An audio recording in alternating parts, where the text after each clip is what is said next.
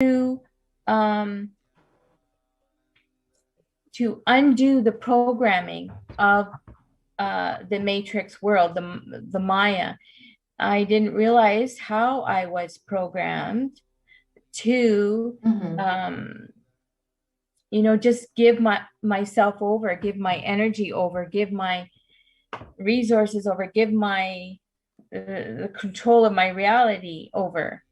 And once that block was cleared, I just kept facing everything that Swamiji brought in front of me to have healed and cleared. Never give up. Don't run away. Don't shut down.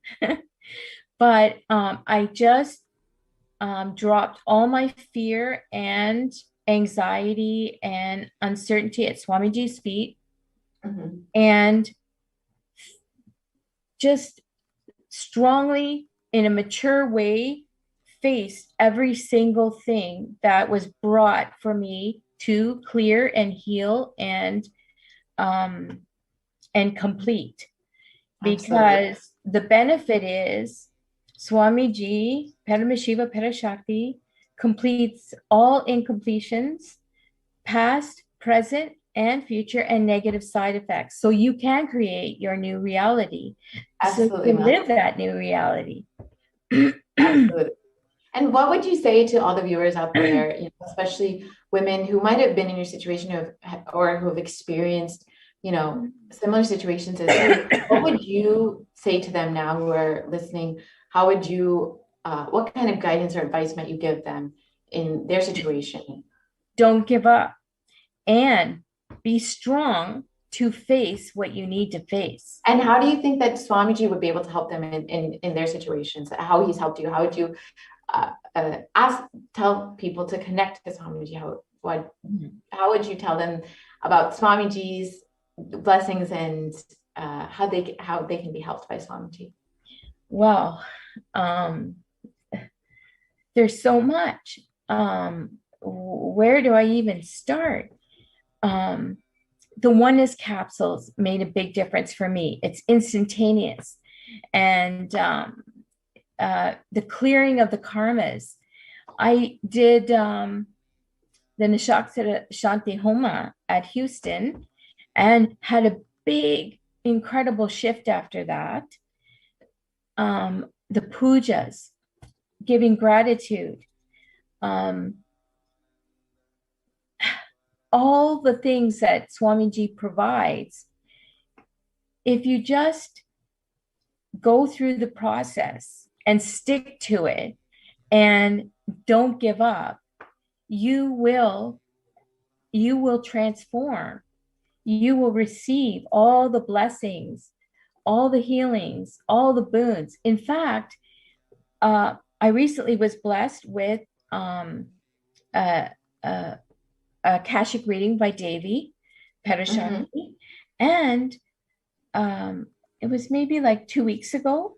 Uh-huh. And all of a sudden on Friday, I had received a couple little boons since then, but I received a big one on Friday. The Wow. One of the boons that Devi Parashakti blessed me for happened on Friday. And Wow, that's everything beautiful. that day was very auspicious. And I just Wow. kept being in oneness with Swamiji and making uh, positive declaration and prayers for blessing as I went through each stage throughout the day to make it Wow. happen.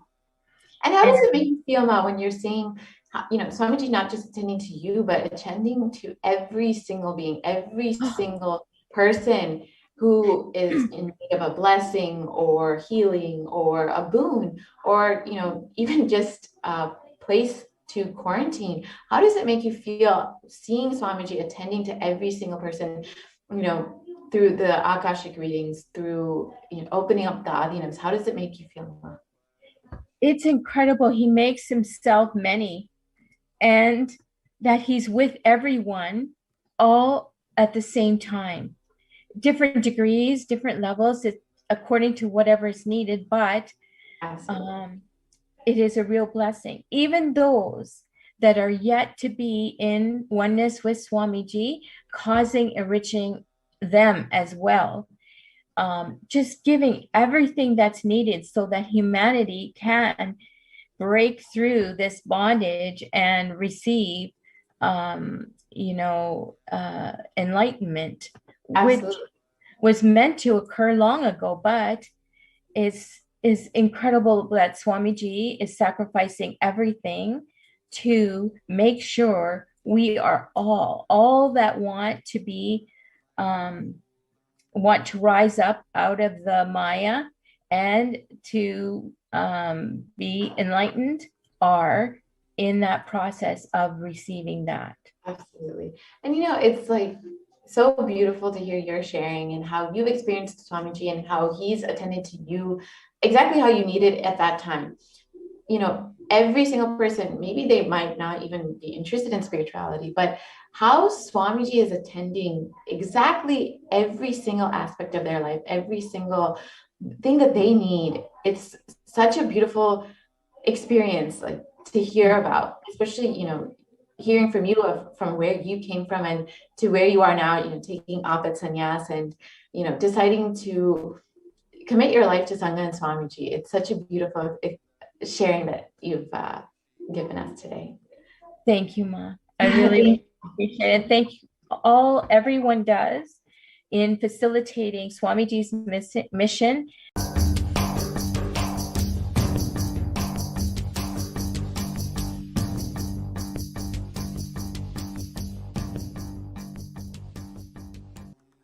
Welcome back, dear viewers.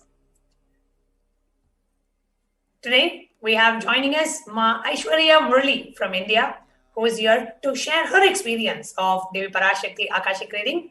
Nithyananda Ma Aishwarya. Nithyananda Ma. Nithyananda Ma, thank you so much for joining us for the live sharing today. So what is it that you are here to share with us? Yes, so actually, Ma, I have been seeing the Devi Akashic readings. They've been happening for around a month now. And I was attending it and I became a member of the channel, YouTube channel, so that I can post something. Even though really I had nothing as such, I felt even like asking to Devi. I still wanted to just say present, so every day I will just say something in the chat, right? And I saw, okay, Devi is really like ferocious, that she's really coming very direct and telling everything without beating around the bush at all. Okay, so in a way, I was a little bit like intimidated about that. Of course, she's mother, so there's no incompletion, but it's just like, oh God, what is she going to expose about me to me now, right? So, but still, even then, I was just doing it simply, whatever, like just putting my presence there every day. And then after a point, I was like, but Devi is not responding to, that thing of taking your name and addressing you, it gives a completely different feeling altogether. So I was really craving for that.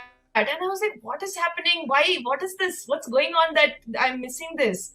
Right? And then just a few days ago, Swamiji came and gave a live satsang after so long. And he gave this instruction and said that even if Devi is, doing boo-boo and frightening you and everything, she is only doing absolutely right for you. Don't be frightened about if she speaks, she scolds also, don't bother about it. The only thing is she should see you and she should see your message and respond to you. That's what matters. She will sort out what needs to be sorted out, but you just be addressed by her, which is exactly what I also wanted.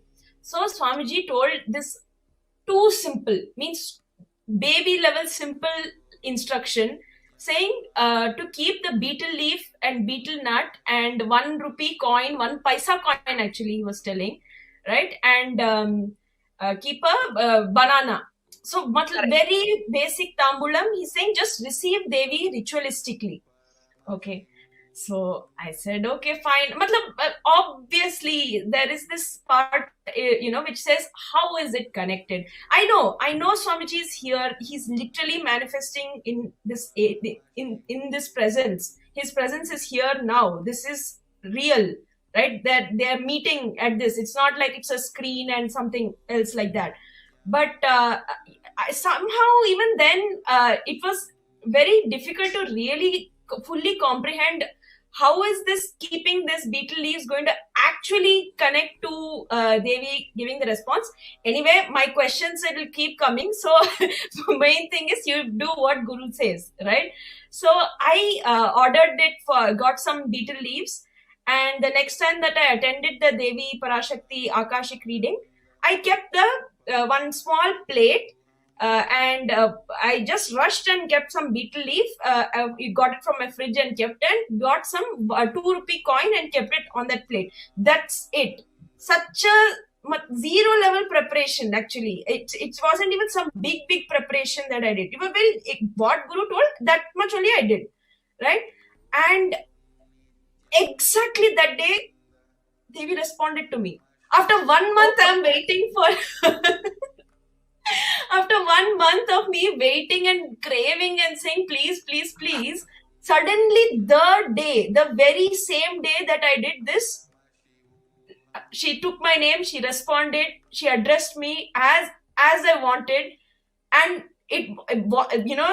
basically the idea that she'll say something scary is more scary than whatever she'll say. Because what she'll say is actually very sweet. Like, if you connect with her, she's speaking to your cognition, basically. So it's very intimate conversation she's having at that moment, and it's very direct. And it's like how if your mom talks to you, you won't even have this idea that, oh, she's scolding or she's intimidating and all these big theory words. You'll just be like, yeah, she's telling something, I'm listening, and we're just sitting together and having this moment. It was literally like that. And how did this great blessing happen to me? Because my Guru told, keep beetle leaf.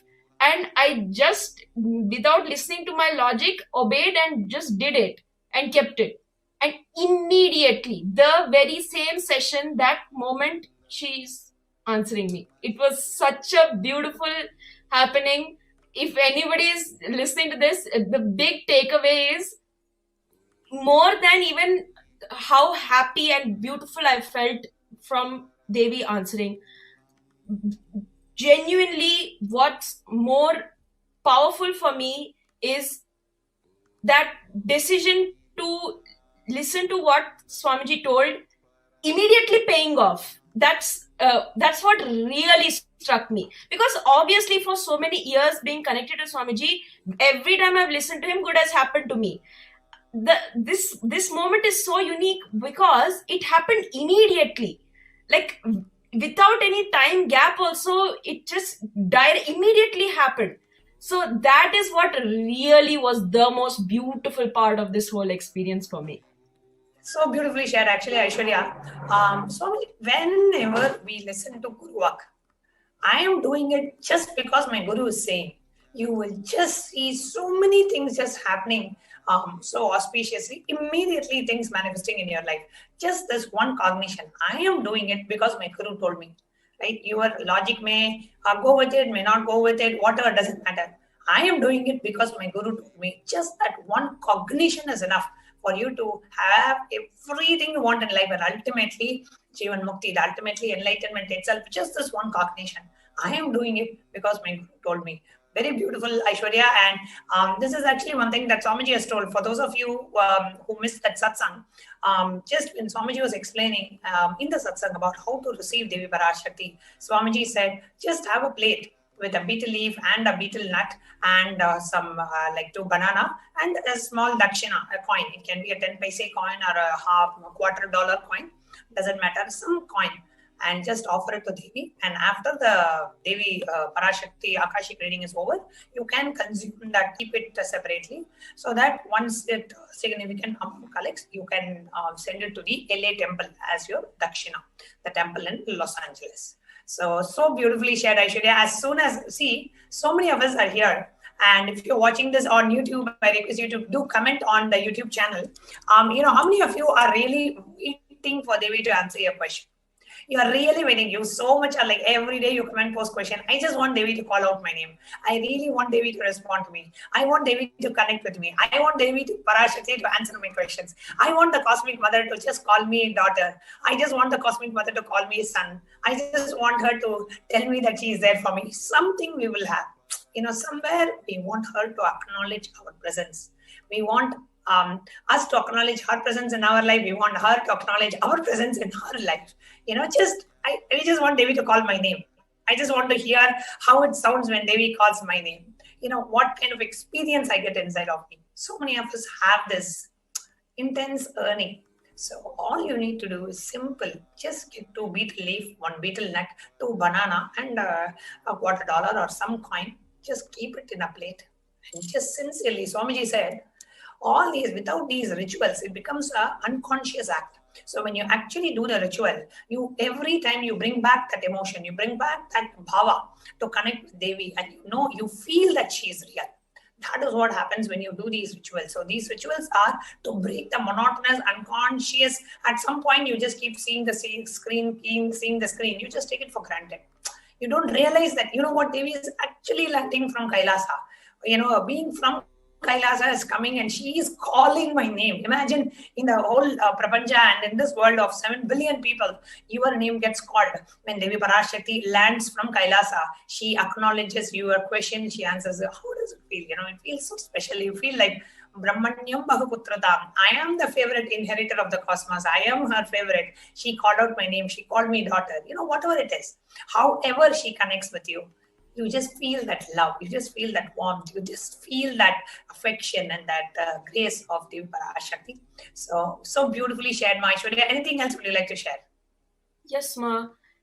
Literally, this is something which is incalculable because it is too small an action. I was sitting in the same way, cleaning my room, preparing the space in the same way. Only thing different I did that time was what Swamiji told, keeping these items, few ritualistic items, that's it I did different.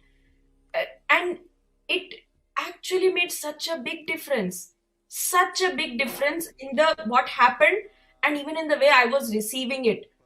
Like, it was so much more intense that I was receiving with like tears dripping down my face. It was so powerful, and the action actually what it did is no way proportional to the result which it actually brought.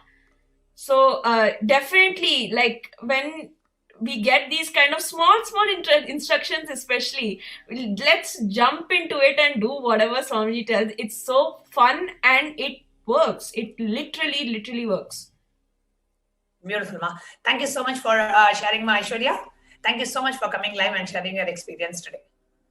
Thank you. Nithyanandam, thank you. Nithyanandam.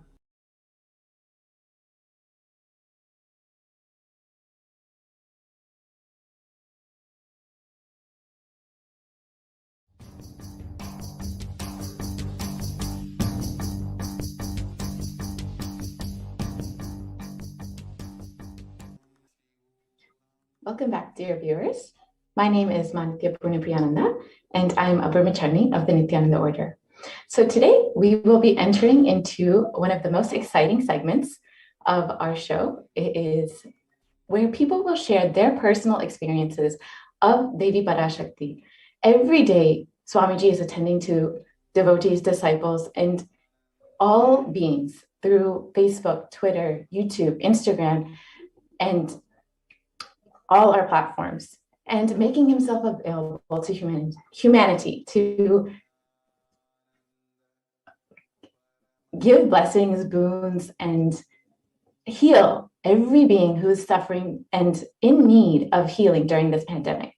Today, we have 2 exciting sharings available. One, we'll start with Ma Gayatri, who is from Canada. So, Ma Gayatri, can the NTV operator please project Ma Gayatri? Thank you. Nithyananda, thank you for having me here. Welcome. So you can please share a few words about yourself, about who you are and how you met Swamiji. Sure. Actually, thank you for bringing me here because I've never met Swamiji ever. And so this is really interesting that I've just the first time I actually visited the Ohio temple was in 2015. And that's how my association with Swamiji kind of started. Wow. It only, yeah, it's crazy. And I've just been very blessed because somewhere along 2018, I really got connected to more people in the Sangha. And since then, I've always been connected to people with Swamiji. And I just feel like that connection just grew stronger. And Swamiji has been very, very kind and benevolent that every time I've sort of needed help in life, he's just sent angels my way, and they're all, giving me his teachings and really enriched me and helped me, grow stronger with getting powerful cognitions. And my Deborah is also there. She's also been one of those acharyas who's really been very kind and benevolent with me, and really helped me have powerful cognitions and really have a shift in life in general. So that's how my association with Swamiji started and just grew stronger from there. And recently what happened was I saw Devi. First of all, I would like to mention that Swamiji has been so kind. I mean, at a time where, you have countries closing borders, you have everybody sort of shutting their homes. Nobody wants to have anybody in the vicinity. Swamiji has so kindly opened up his entire Adinam to anyone without looking at their gender, caste, creed, nothing. You don't even have to be a devotee, And Swamiji has so generously opened his doors and allowed everybody to come in. And not only just that, he's providing them hospitality, food, Exactly. everything possible. I mean, that at this point, no government is also doing that, So I would just like to share that Swamiji is doing something that's amazing, and it's really incredible. And especially at a time where people are being so hesitant to help each other out, Swamiji is really, really, a beacon of ray of hope for humanity in general. Exactly. Yeah. He is the only hope for humanity. Yeah, and it's incredible that he's making the effort to protect everybody. So I just want to share that. And just to talk about my sharing with the Devi blessings, which is why we're here. It's actually kind of sweet because I did get a tatastu from Devi a couple weeks back.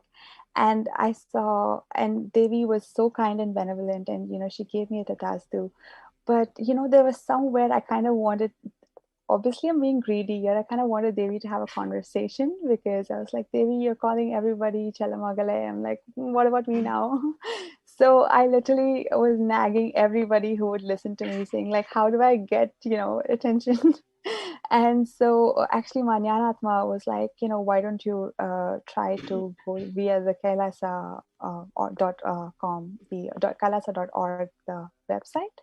And so I was so genuinely grateful, because not only did Devi bless me for what I asked for, but she went above and beyond and, gave me so much more. Was not even thinking about the things that she blessed me. I was not even thinking of asking for that. I had written an essay to her, like, I want this. But, she gave me, she knew what my heart wanted. And it was like, literally like someone had just got into my heart, seen everything what I wanted, and just given me the answer that I needed to hear. It was just like someone had read everything that I needed to hear. And so sweetly. And how did that make you feel, Ma? I was beaming. I couldn't stop. I have the recording, which I keep looking at. I've been like non-stop, constantly just playing it back and forth. And I'm like, okay, this is just great, because as you can see, I'm really smiling, and it was just amazing. And it was just such a beautiful blessing, and it was so benevolent, and I was so grateful. And there was just this beam of light and joy that was radiating, and I was just so grateful to even feel that energy. I was exuberant. Because I was like, absolutely. I mean, you can just tell from the way you're speaking and how much you're radiating the excitement and happiness. And peace that you're having. It's so clear from the way you're speaking. So can you share a little bit more about, Devi has attended to you personally in every single aspect, even what was unasked from you. She has attended to you. She has blessed you. She's given you all of the boons and healing that you were looking for without you even realizing it. So can you share a little bit about how you felt when you heard Devi Swamiji attending to every being, every person, every day, day in, day out, nonstop, how you felt hearing that, making Swamiji, how Swamiji has made himself so available to humanity to heal them, bless them, and give them anything they need during this time of crisis. Exactly. That is one of those things that's very, that's very kind and benevolent of Swamiji, because he is just so merciful, because example for me, I have never seen Swamiji in person. So it's not like I've even attended the IA programs or any program for that matter. I've only attended the online programs, and I have not really done anything great to even be receiving this boon, to be honest with you. Like literally, so when Swamiji attends to people like me, I think that's incredible, because he's not just doing that to people who are in the Sangha, but he's just extending himself above and beyond to everybody. And not just that, it's also very individualized, it's personalized to what people want. It's not just a general blessing saying, okay, it's exactly what people need to hear. And it's the blessing also comes, I feel, with a healing, which is so much with his, when he takes your name, I feel like you're healed, he's beautiful when he says that. And I just think that I just have gratitude for, because words are failing me to describe what he's doing.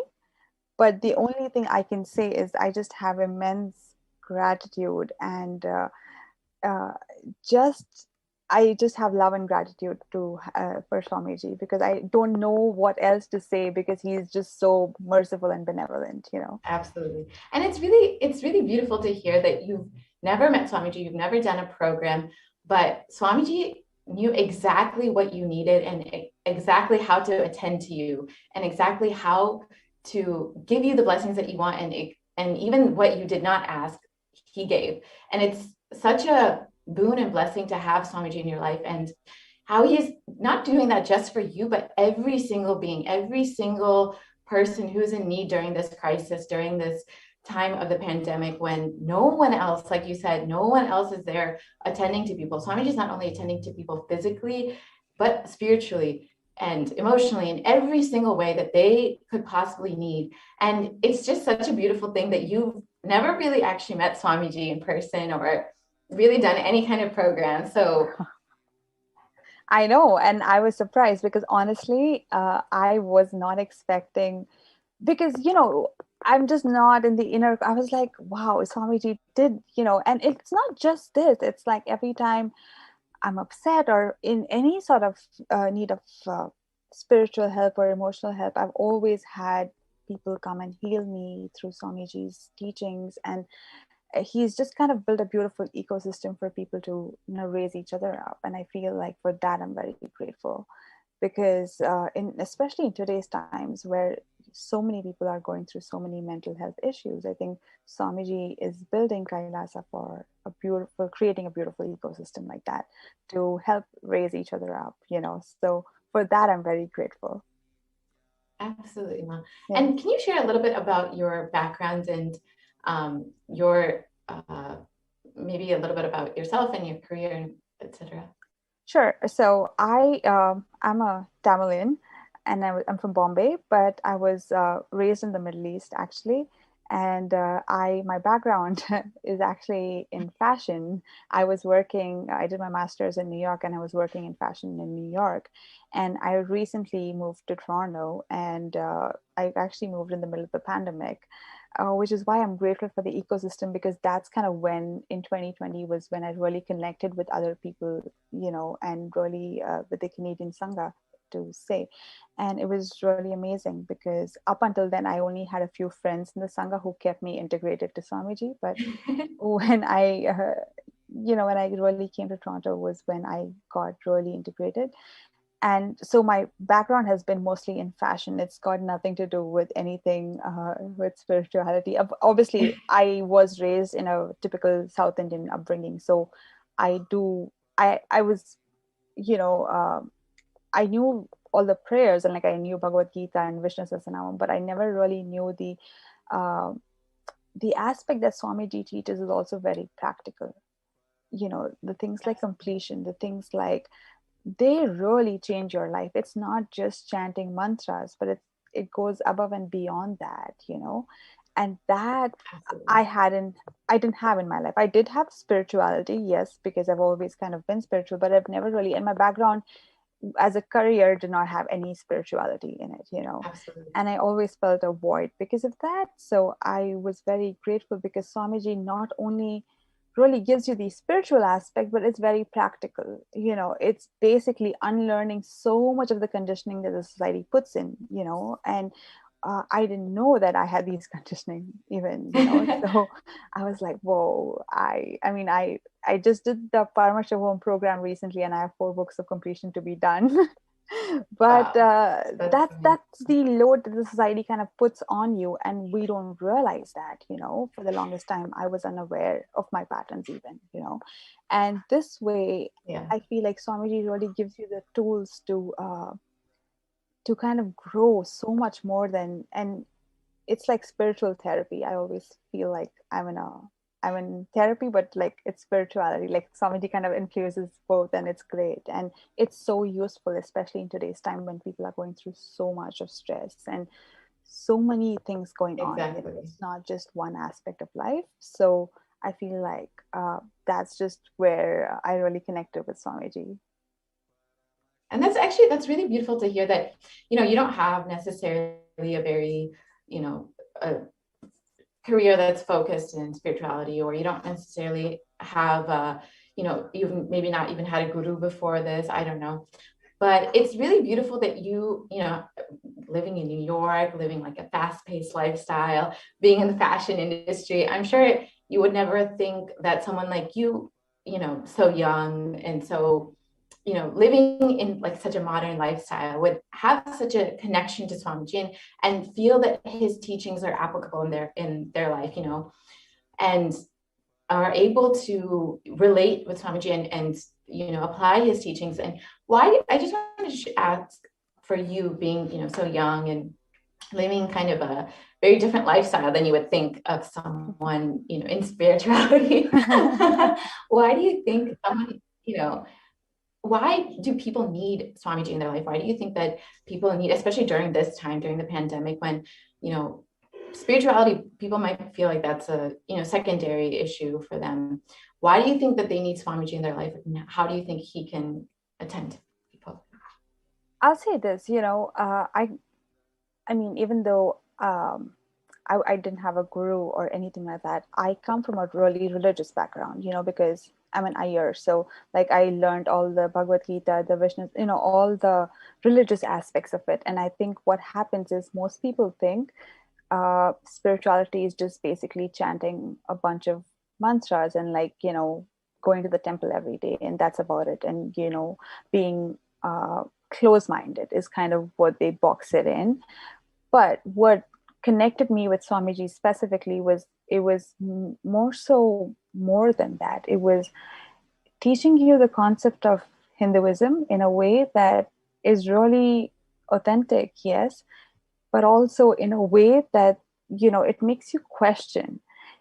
It's not just about by-hearting a couple of things. It's actually understanding the essence behind it, Like I've been chanting Bhagavad Gita since I was a kid. I never knew the essence of the 15th chapter, When I heard Swamiji, when I heard them translating during the Maheshwara Puja, I was like, wait a minute, this makes so much sense. That, I had heard my parents, like my dad, saying Advaita, but as a child, that concept itself is very far-fetched. I didn't understand it. Swamiji kind of breaks it down and like spoon feeds it to you. in a way that's digestible. That's how I would put it. I was in pain, and I've had chronic pain for over a decade at this point. And if you go to a doctor, they're very quick to give you all kinds of medicines. And I used to have a lot of pills, but what Swamiji really tells is he kind of points out where the pain is really coming from, and that shift nobody gave me, and for those things I'm grateful for, because it's not just about it's more than just religion. It's more than just, it's a way of living, and that itself is beautiful. It's not about it being religious in a sense. It's so much more about being spiritual and understanding your life, every aspect of your life. It's just like how we think, how we eat, how we sleep, all of those things. It just helped me. It pointed out a lot of my patterns which were giving me pain. And actually, some of them, I remember the first time in 2018 when I was going through a sort of crisis in some sense. I had a friend from the Sangha. Actually, he's a really good friend now. He was body scanning me, and he was like, "Oh, you have these patterns." And I'm like, "What do you mean I have these patterns? Like, what are you talking about?" Because I didn't know anything about body scanning. And I was like, "What are you talking about?" Because this is just someone I met on Facebook. And I'm like, he's telling me about things that happened to me when I was 6. And I was like, wait a minute, how do you know this?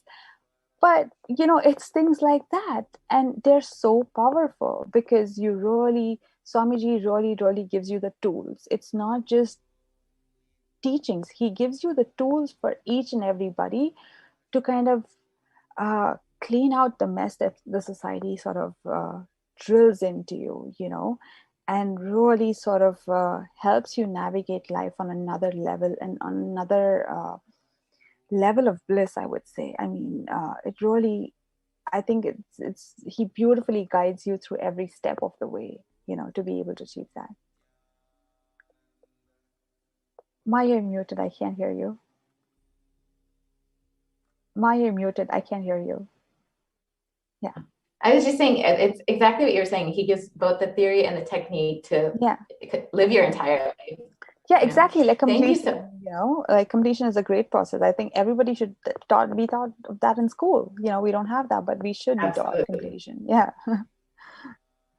Absolutely. Thank you so much, Ma, for your beautiful sharing. Thank you. I think all the viewers really enjoyed everything you were sharing. So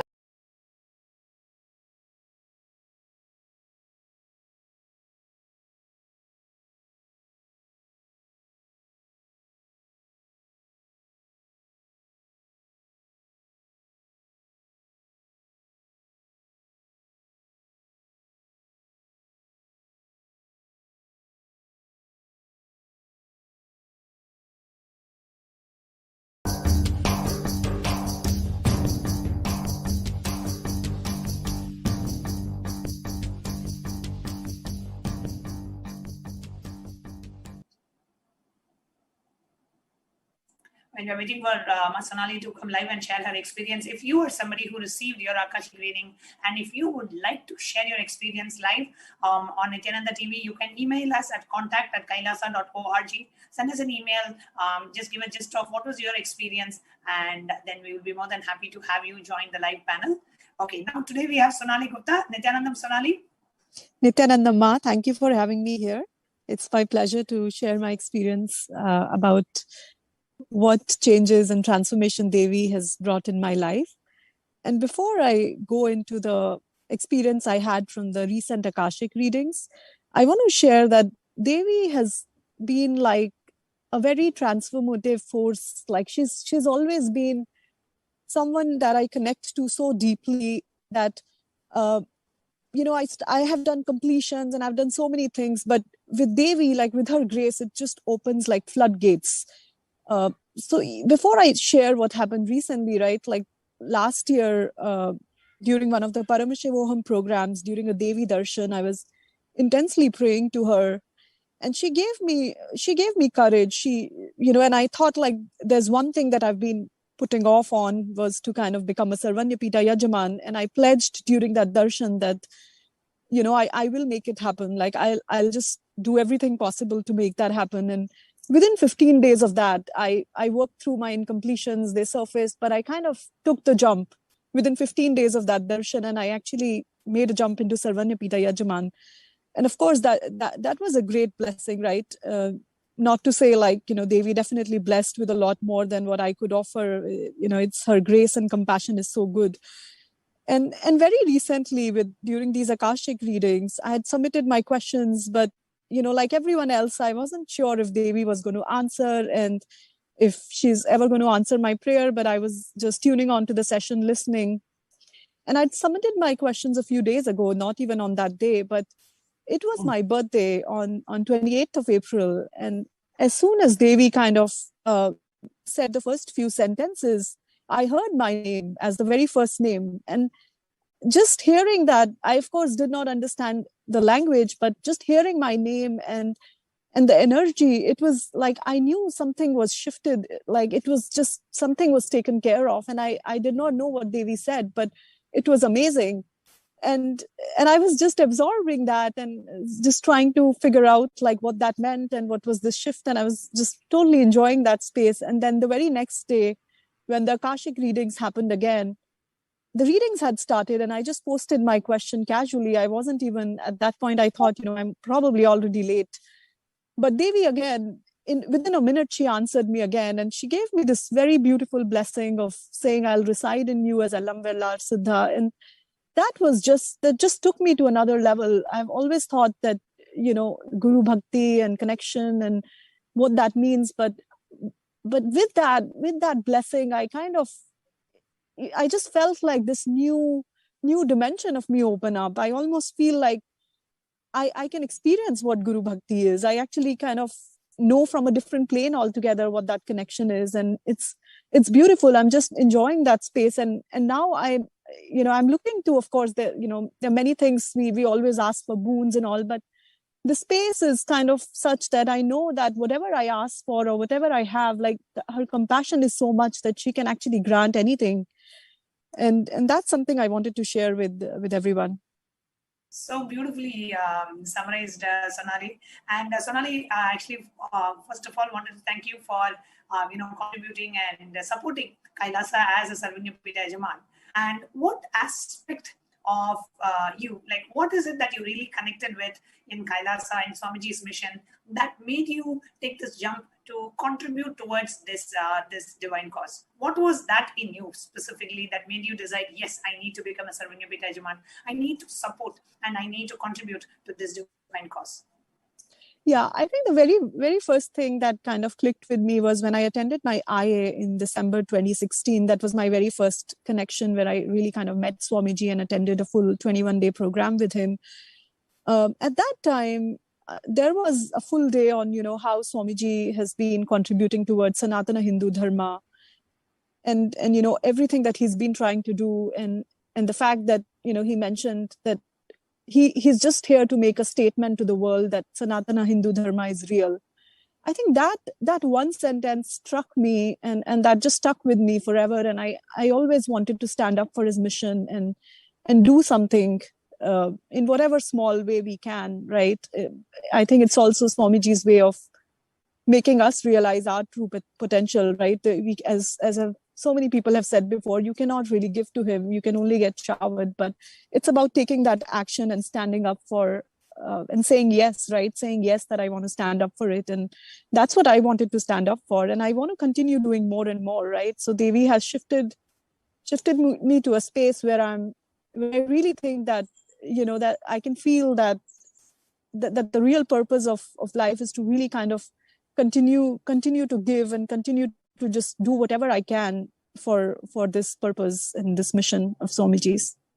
So beautifully shared, Sonali. Thank you so much for coming live and sharing. And let me ask Ma Pranaprema if you would like to have ask Sonali anything.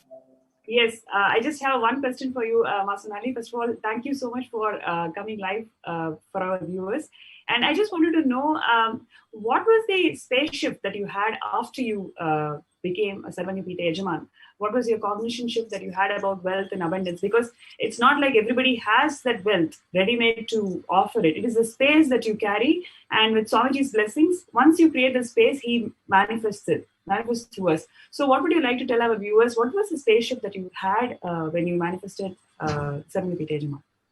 Yeah. So for me, the biggest space shift was from being this person who was kind of insecure and trying to hold on to the wealth, thinking that it will be used for something, and kind of having that insecurity or fear inside me that would prevent me from taking that jump, and this fear of being judged, and fear of what will people think, and am I crazy, like with that, from moving from that fear to actually moving to a space where I am, where I don't really, where wealth happens, but I don't feel very attached to it. I think that has been the biggest shift for me. I don't have to worry about wealth. I don't have to think about it. It's just another thing in my life. It's not something that I worry or fear about. Amazing. Thank you so much, Ma. Thank you so much for joining the show today.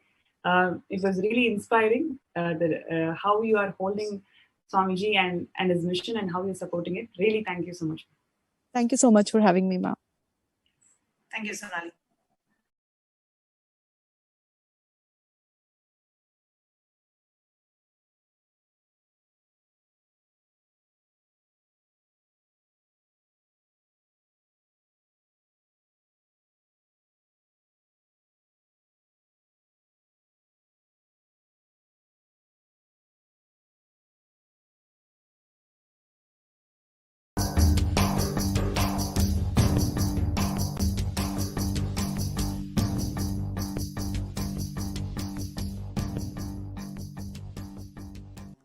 So joining with us today, we have Manitya Shivananda, who has been with Swamiji for a very long time, because actually since the time, she is one of the blessed beings who got to witness the Leelas of how the Supreme Pontiff of Hinduism worked one at a time, and built Kailasa from the scratch.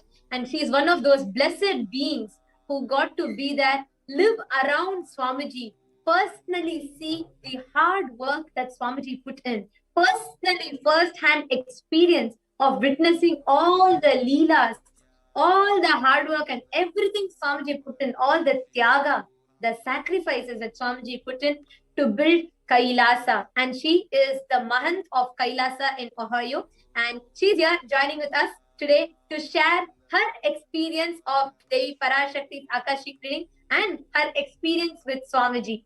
Nithyanandamma. Nithyanandamma, am I audible? Can you hear me? Yes, you are. And would you like to start with introducing your name, where you're from, and also how long you know Swamiji for? Yes, Ma, it's a pleasure to be here sharing with you all.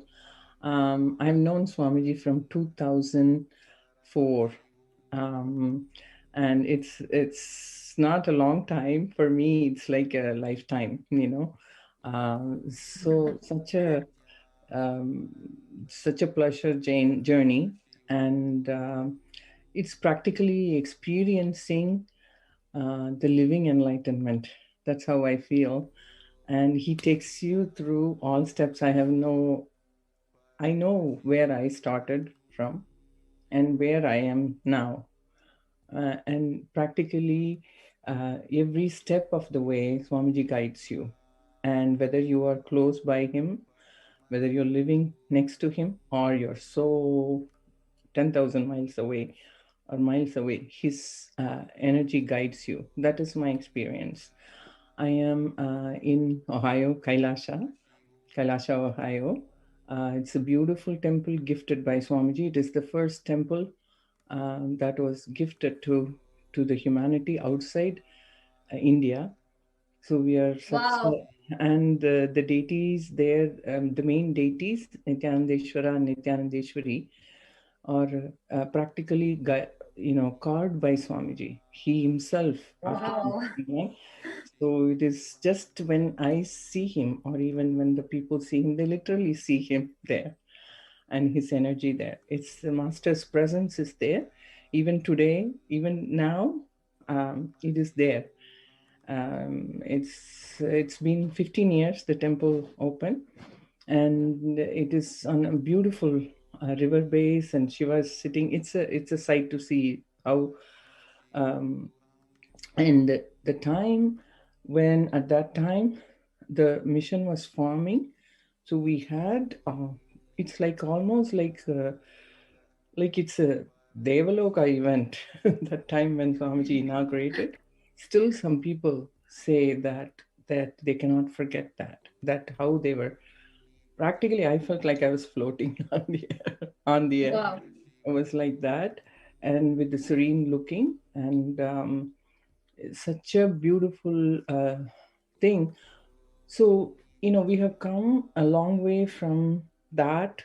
All of us have grown who stayed with Swamiji, especially I feel like I have experienced how as a human being, I have grown from all the, what do you call, the samskaras, or your incompletions, or whatever your patterns, and step by step how he took us as a Nijavatara.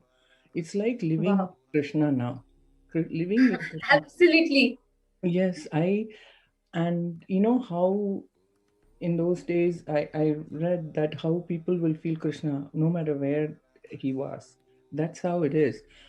We can be living in US, but still everything is happening for us here. It's as a temple. And the temple, I was born and raised in the temple environment. My parents owned a 100-year old temple, but I did not know the context and also how to live with that. Temples are the base. Swamiji taught us that the temples are the base. Nithyananda, sorry, Shivananda, just sorry. I think your audio is going a little softer. If you could be a little bit more louder. Okay. If you can just talk a little bit more closer to the mic, or a little bit more louder, everyone will be able to. Can you hear me now, Ma? I increased the volume. This is a little better, yeah. Okay. So, temples are our base for enlightenment. When we go to the temple, we feel that we are living with the living entities. Deities were just when I used to go to the temple, I go and pray and come back. But not now like that. They're just living entities. It's only Swamiji taught us that. All that. And now it is Akashic reading. Swamiji has Devi, and he is answering all questions. Ma, what else do we want in this life? Right? Wow. True. Telling us what to do. How can I lead my life? And he gives you the strength to go through. A lot of people, especially in the coronavirus time. And he took us through last year. The whole virus time, we didn't even know how it went. 3 months lockdown, nobody knew how it went. Sitting in front of the computer, he took us through some process with Paramashivoham. So now it is the Akashic reading, and he's giving us solutions to what is happening. Devi is such a compassionate being. Recently, I want to share one thing. See, we have a small volunteer group here and maintaining the temple, and we have devotees, but the volunteer group is a smaller group. And then we have huge devotee, the deities coming to the temple. And I'm thinking, how am I going to make it happen? We want to do like Kumbha Abhishekam, and how can we make it happen?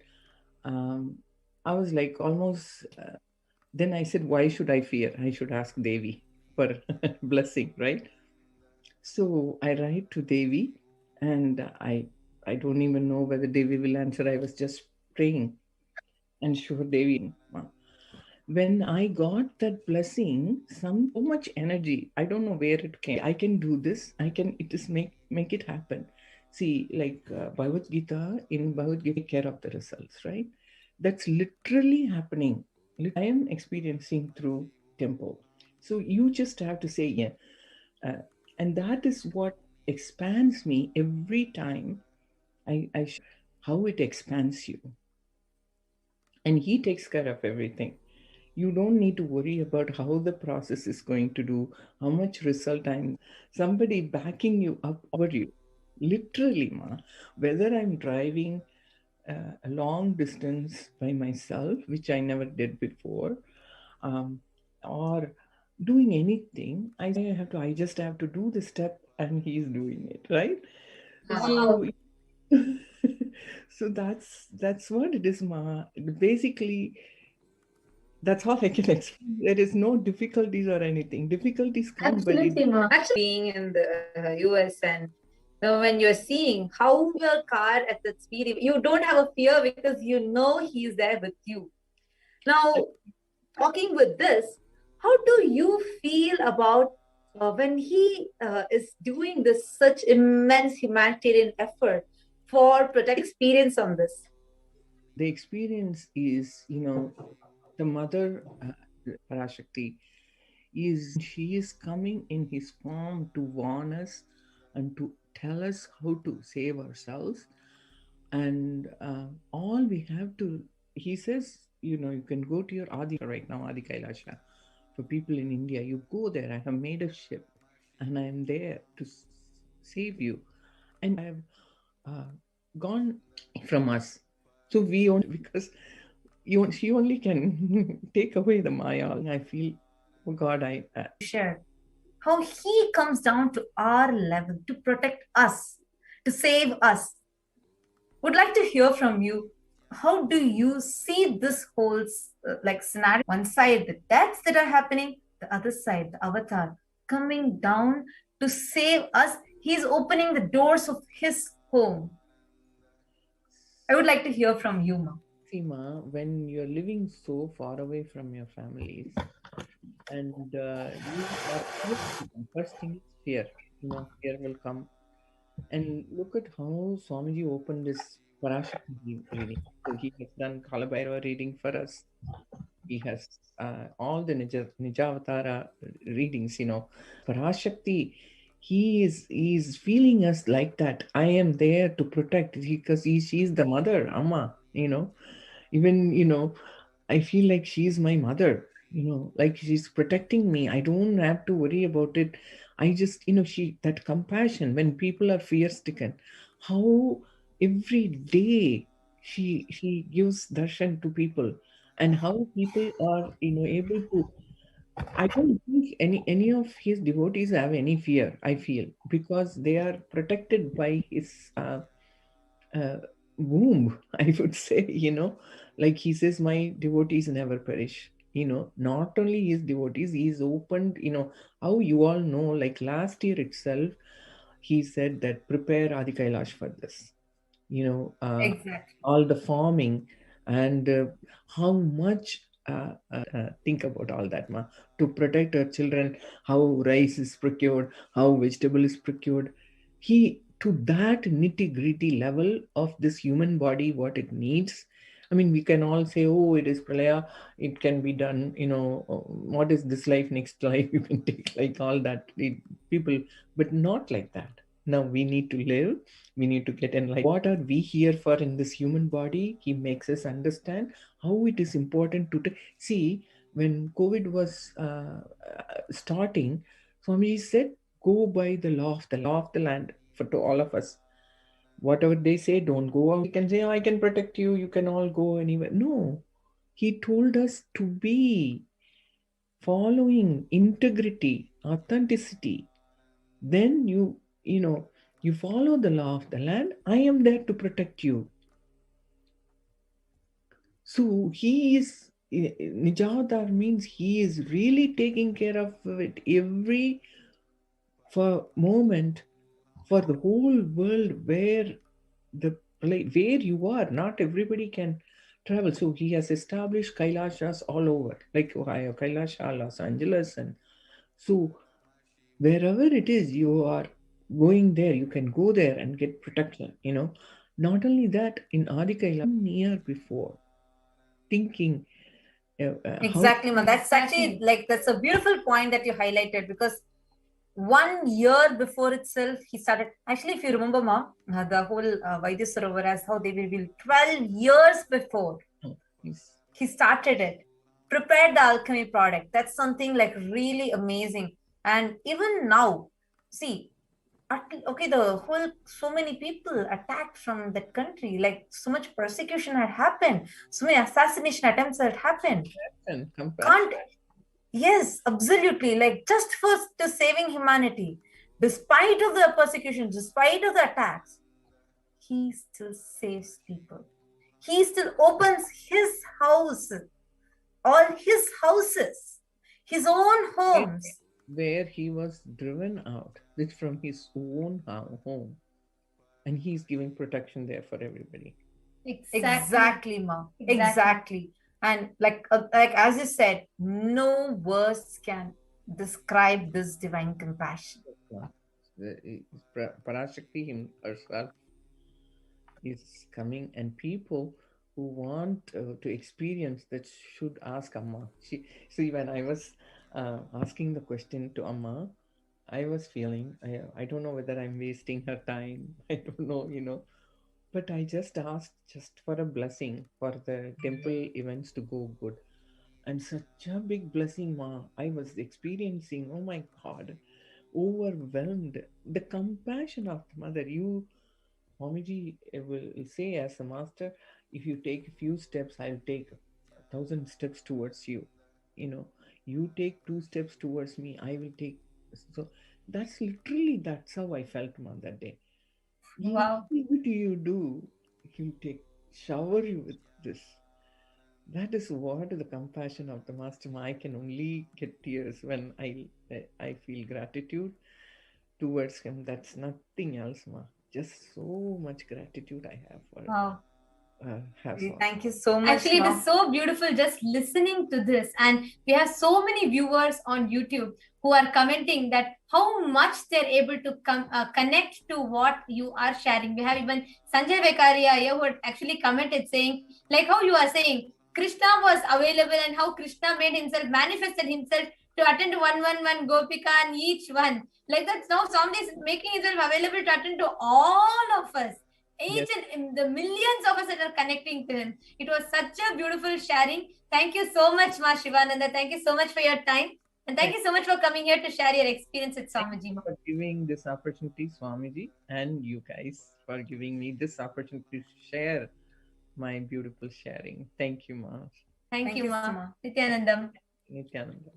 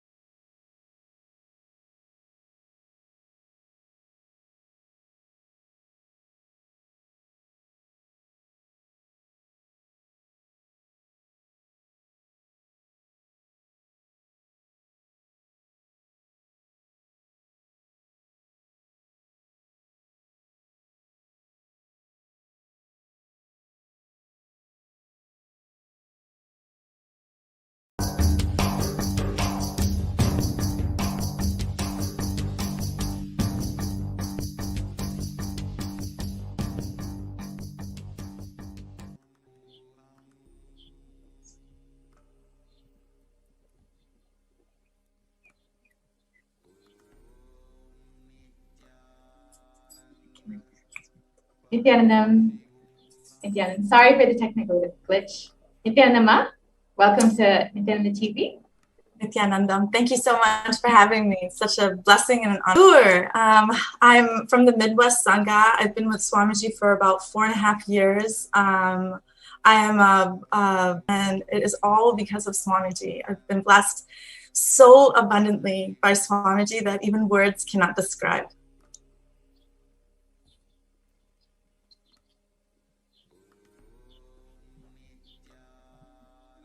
That's wonderful, Ma. And can you share, I'm sorry, I missed what you had said.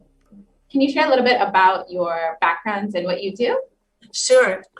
So I work with lots of different people. I work with plant medicine. I consult with people about different ways of improving their health and wealth abundance and how to improve their life by taking a spiritual approach. I call myself a spiritual entrepreneur because I really enjoy dabbling in many different things as long as it's to benefit humanity. This is my mission, my goal, and it is all because of Swamiji. Every single bit of it, every step. That's beautiful, Ma.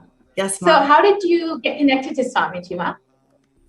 Wow, that's like a love story. Such a beautiful love story. Swamiji just enriched my life so beautifully. I saw him on a YouTube video in November of 2016, and from there it was just incredible. I just had to meet him. I just had to be in Viditi, and I made it happen the following year. And I was able to spend, a 21-day inner awakening with him and 2 other beautiful, incredibly beautiful people. And so many of them I still have the beautiful connections with, and we speak often, very often. Such a beautiful, beautiful space. He uprooted me, uplifted me out of my life.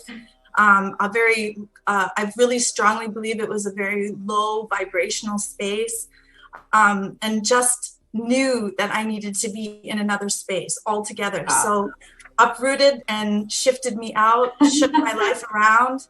And in 1 year, the whole life exploded, and just blessings after blessings after blessings, and so many beautiful, powerful cognitions landing and guiding me to the next step. So each step, each layer was discovered right before him. Every time I talk about him, forgive me, I'm like a big baby. All I want to do is cry and tell him how much I love him. That's beautiful, Ma. It's his love showering on you that is making you experience your love for him. Yes, Ma. Yes. So can you share a little bit about your experiences, either with Swamiji or, like you've said, in the past 4 years, you've had such a huge breakthroughs in your life, and then, of course, with Devi Parashakti herself. So with Devi Parashakti, I didn't have a direct or a comment or a question answer. However, just like Ma Corina says, it's the same thing. Every time someone is blessed, someone's wishes or boons are fulfilled, and we receive a tatastu, it's literally like a tatastu on my heart, on my soul, on my ever being. So I'm constantly being showered. I really don't even have words. It's constant. It's direct communication. Swamiji says, keep his murti in your room. His murti is in my room. And I am legitimately always talking to him, always expressing my deepest gratitude and all of my frustrations, my angers, my injustices that are happening in the world. And every day it's like the next gives great, great joy to people around me. I feel like the beautiful healing energy that he initiated me with Tinetra, it's like so incredibly powerful. And every day and every moment I get a chance to share. Parashakti is sharing is so incredible, because you don't hear this on media. You don't hear this in the world. You're not. Yeah. And if you do hear it, it's maybe in a very small mindset of people that are talking about this. Yes. But here we have a huge, massive community that is, effortlessly talking about it and being open and changing their life. Daily we are changing the way that we expand our life by doing mucus detox, by doing our panchakriyas, doing our meditations, listening to satsang, talking to each other, having vakya sadas between each other. It's just is the ability to speak in the name of love and the name of his mission. And he also has empowered my heart to become full, incredibly full, so I can share my love for people and humanity. He's given me a mindset, a business mindset, something I didn't even think I was ever going to do or had it in me to even think about doing, because I was just so stunted in growth.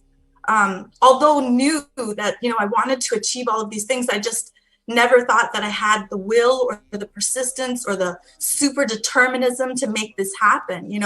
He gave me these words, these powerful cognitions that I can articulate and actually do. That's the beauty.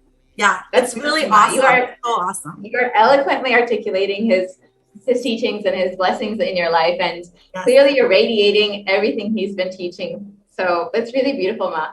So can you share your experience during this pandemic, how your life has been so different maybe from your friends or family who don't necessarily have Swamiji in their life right now, and you're still experiencing so many breakthroughs? Sure. I had a beautiful opportunity to work with a lot of different kinds of people of all different kinds of sicknesses and livelihoods. So I've had the opportunity to see what COVID has done to so many people. It's destroying lives. It's creating a fear-based society. It's showing scarcity. But amongst all of that negative stuff, there's still this incredible, powerful space that says, we don't have to live like this anymore. Swamiji has showed us that, he has prepared us so many years in advance with the mindset, with the cognitions to surpass this negative vibration that's coming in super hard. So, just definitely being able to share these beautiful cognitions with people, telling them, not to be afraid, but to clean your body, to eat healthy, to not eat meat, to do all of the things that he's asked us to do, make sure we have clean drinking water, preparing ourselves for the future, but living in the now. And that means being healthy and being cognitively aware and having super conscious breakthroughs and all of these things. So I have had this opportunity to share those powerful cognitions with others.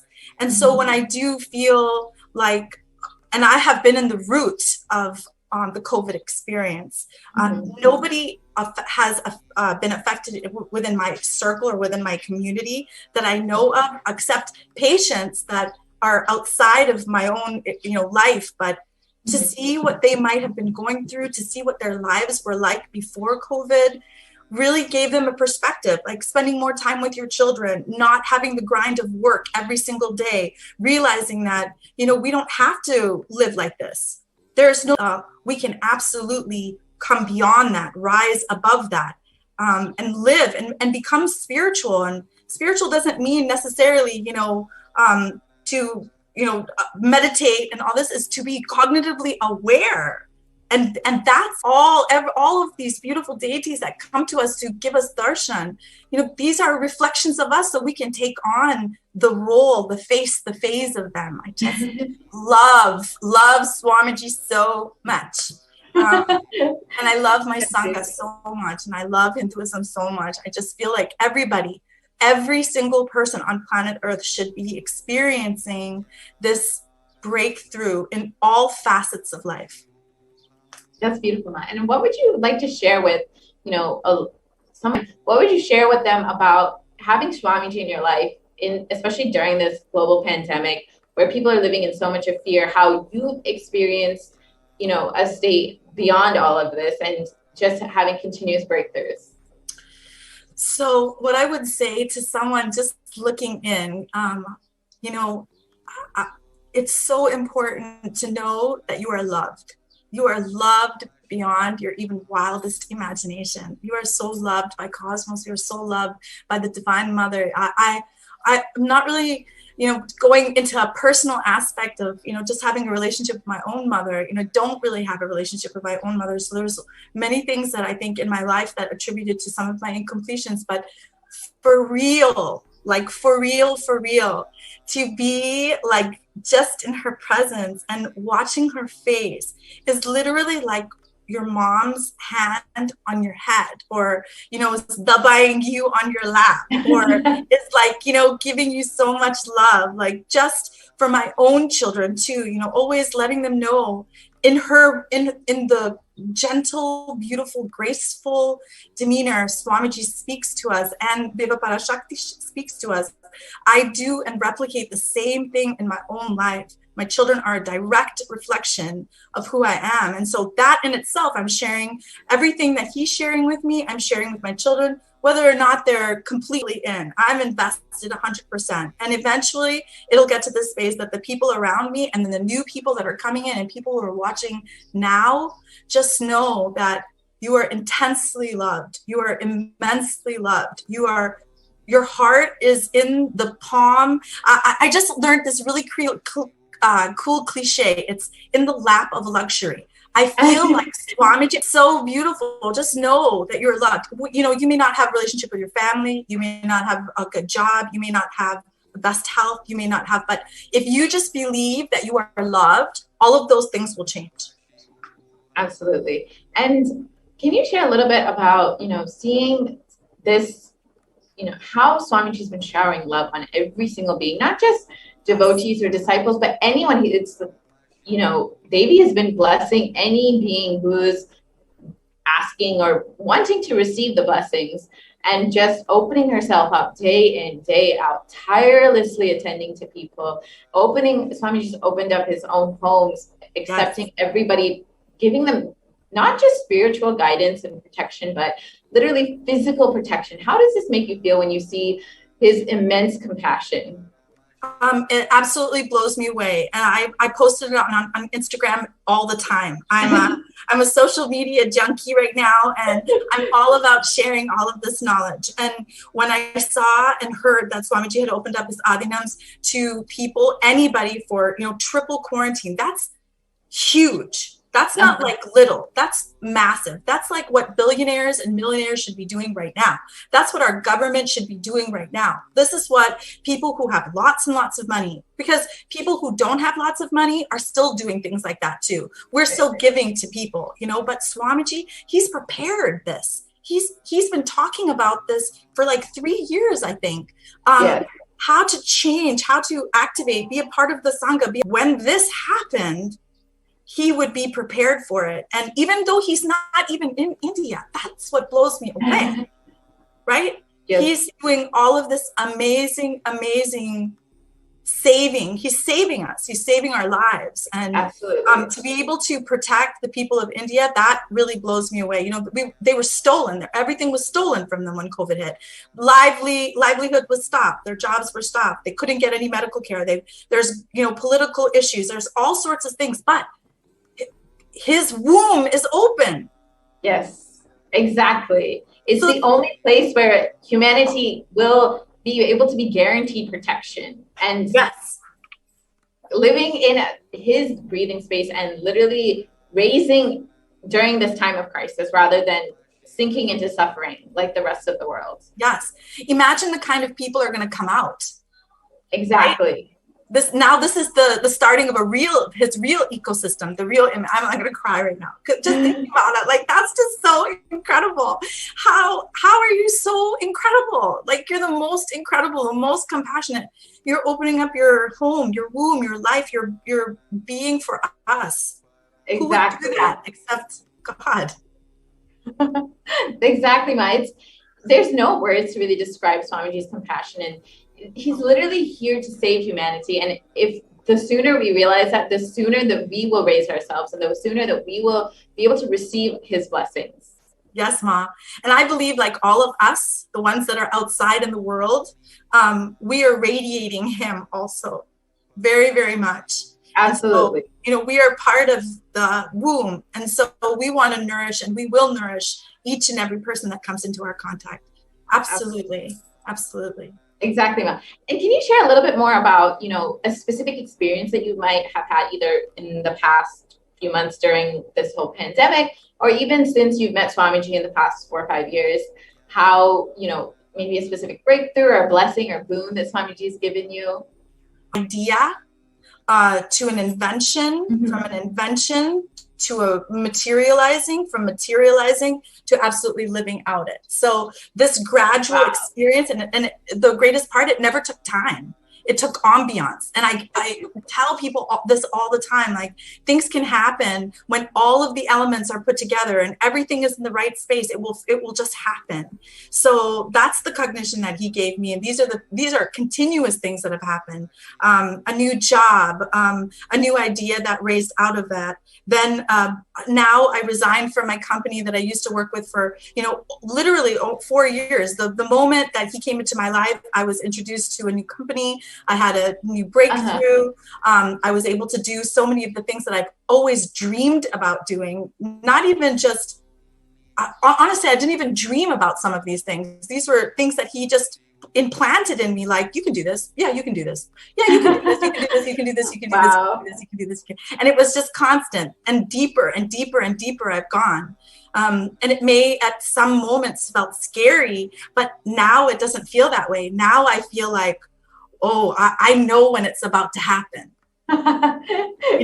So like my energy level is super high. I don't sleep for a little while. All of a sudden it's this beautiful breakthrough. So I just resigned from a beautiful company that I worked for, and created a beautiful ambiance based on Swamiji completely. And then went into another opportunity, just recently opened up my own business. I'm sharing living water with the world. That in itself is blowing me away, because I was introduced to this water through my Sangha. Just, it's too much. It really is too much, too many blessings, one after the other. And that's what life at Swamiji is like, though. Yes, it's true. It's true. Like, no concept of time. Because for most people, like, what I've been through would take, like, out the door 4 years. And that's actually a really good point you've made, Ma. It's like, people think that manifesting what they want in their life takes time.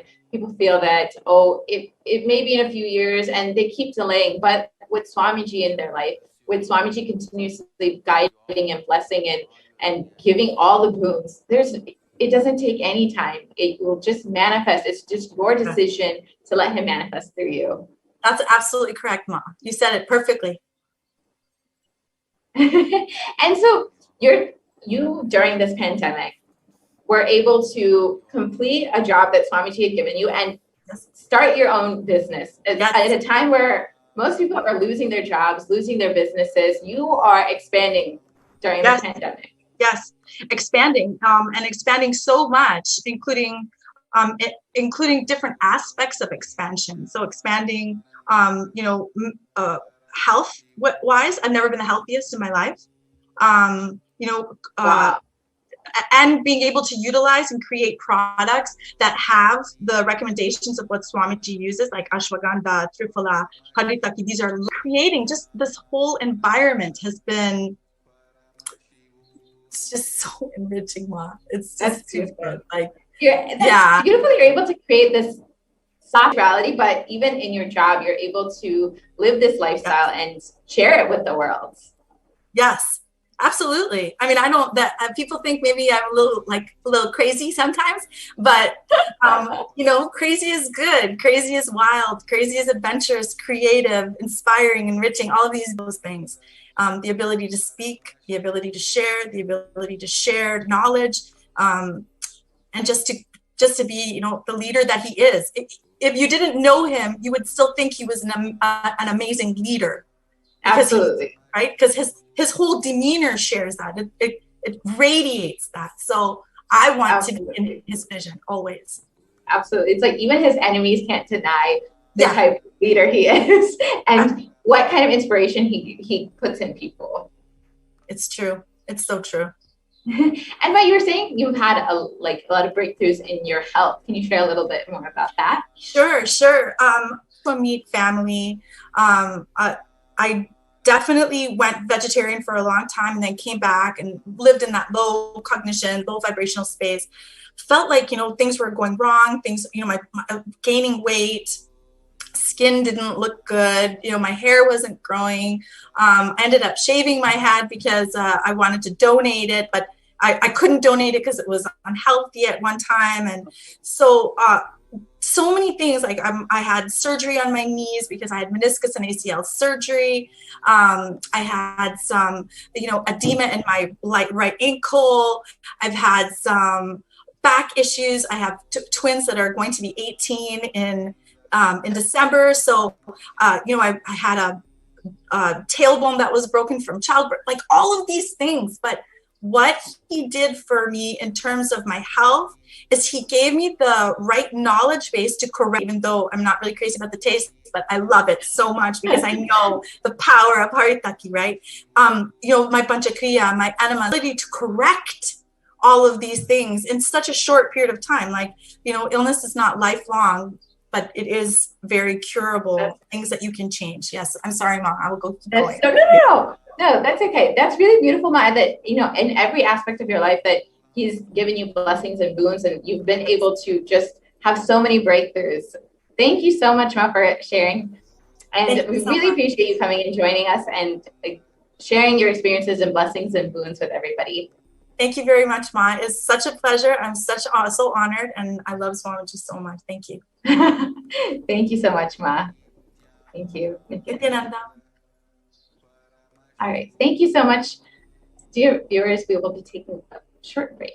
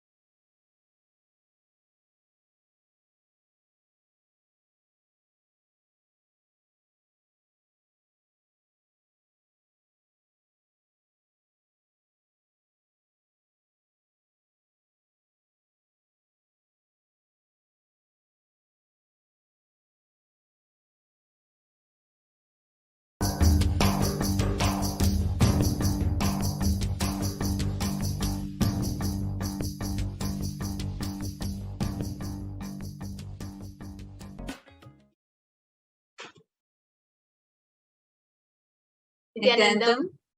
Welcome back, dear viewers. And just after this short break, and we all of us just listened to a very beautiful segment on how the avatar, at this time of the pandemic, has extended his own inner space, his own homes, as the Kailasas, just to protect people from the pandemic, from the pralaya. Now, during these times of pralaya, humanity at large has been going through a lot. The pralaya has taken a toll on humanity, be it mental health disorders, be it the economic downfall in so many countries, the economic crash downs in so many countries, and be it people struggling with relationships, people struggling with health, mental health, physical health, people struggling with careers. In every way, it has affected the whole humanity at large, where thousands are in dire need of a solution. Now, at this time, during this whole pandemic, the whole pralaya, what humanity needs, what people need is just someone, some healing, someone to usher the future, someone to heal, and someone to show them their path, show them the solutions. Of course, who else but the Cosmic Mother can heal thousands of people, seeing her own children suffer, seeing so many people go through it. As the avatar, the supreme pontiff of Hinduism took it upon himself, manifesting the divine Cosmic Mother to attend to each and every one of us every day, tirelessly sitting and attending to people asking questions about their past, present, future, people asking guidances about their career, their path, their lifestyle, their choices, people asking questions and blessings for their whole economic growth, people asking questions for them to be able to manifest desires,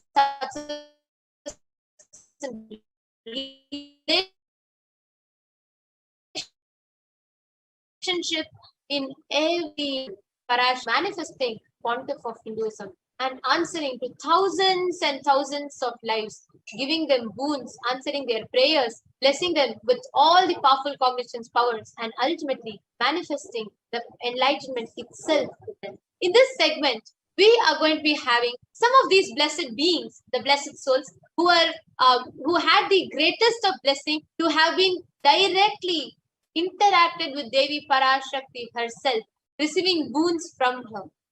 These sharings are going to be extremely special because the way Devi flows, fulfills into each and every of her child's life is just so profound. And today, joining with us, we have Manitya Parameshwarananda. Nithyanandamma, if you could just unmute yourself. Sorry. Yes, Nithyanandam.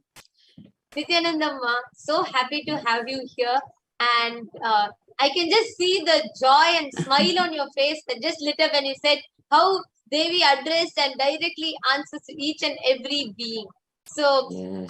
and especially for you, it was not something small. I'm sure everybody, when you share, will remember that blessing that Devi gave, how she accepted the offering to this day, keeping up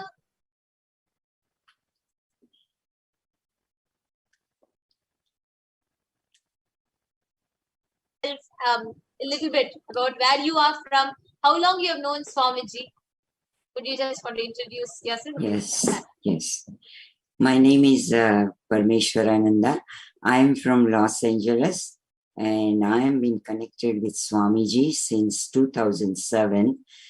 When I met him first in Jain Center, when he spoke on Jain Sutras, and I literally felt that he just came there to just get me to be enlightened by him. I didn't know, but I was just so magnified with his presence and started all experiencing so many healing and everything. I don't want to get into that because that will take another hour or more. But that was in 2007. So I am just connected to Swamiji since then. I started listening to him and just taking his programs, IAs, all IAs, everything. But I want to share about the experience that I had just, I think it's couple of months ago, where when there was an enlightenment day, and he was sharing in satsang only that beautifully how Devi chooses her own jewelries. Like when someone offers, she particularly chooses the jewelry and wears herself, and how auspicious it is. And that really touched me. And I was thinking of offering this to Swamiji, but that time I just decided and texted Ma Gnanatma Swami, and then we texted back and forth, and it just quickly, I was so ready to give my own memory that I kept holding. And it was from my past husband who passed away now many years ago. And I was holding into it, and then I said, what a nice way that I can offer this to Devi Parashakti, who is the ultimate, and so we did it, and it was so fast that everything happened, that just in like a week or so, I saw Swamiji wearing on his jatas. And I just started crying, seeing that on his jata, I mean, to Devi's jata, sorry, him and Devi all same. So, but then I wrote, well, actually, yeah, I wrote that, thank you, Devi, to accept this, and then Devi said that, your husband is going to be liberated, and he is with me, and he is getting Sayujya Mukti. And you also, so, and I'll take care of you and whole family and all these blessings that Swamiji was showering. But I was really shocked that how he took care of my husband after all these years, that he hasn't even met him. And to think of giving him liberation, I never even imagined that when I offered. So I'm so grateful to Swamiji to giving me this opportunity, and offering, I might accept my offering and liberate him, So that's my story. And every time I see Swamiji wear that, it just gives me goosebumps. And, I feel so blessed by Devi to wear that. That's something that I have worn, that I never imagined that the incarnation, the Devi in Swamiji, that is accepting and wearing, so it's a beautiful feeling. Actually, like as you were sharing, like Devi actually had blessed, saying that every time you see that the jewel, that diamond that you have offered, that when I wear it on my jatas, when it is just on my jatas, as like decorating my jatas as Shiromani, right? And Shiromani, when it is there, yes. yeah, yes. When it is there on my jatas, you will remember how your husband is always in oneness with me. Oh my God, it's just, I don't know how to put it into words, because it's just too amazing. And now he's not only wearing on jatas, but he's wearing on his neck also. And that's like double blessings. I said, oh my God, Devi is wearing, the thing that something I had which had no value, but now it is tremendous, unbelievable value to it, to see it. Yes, ma.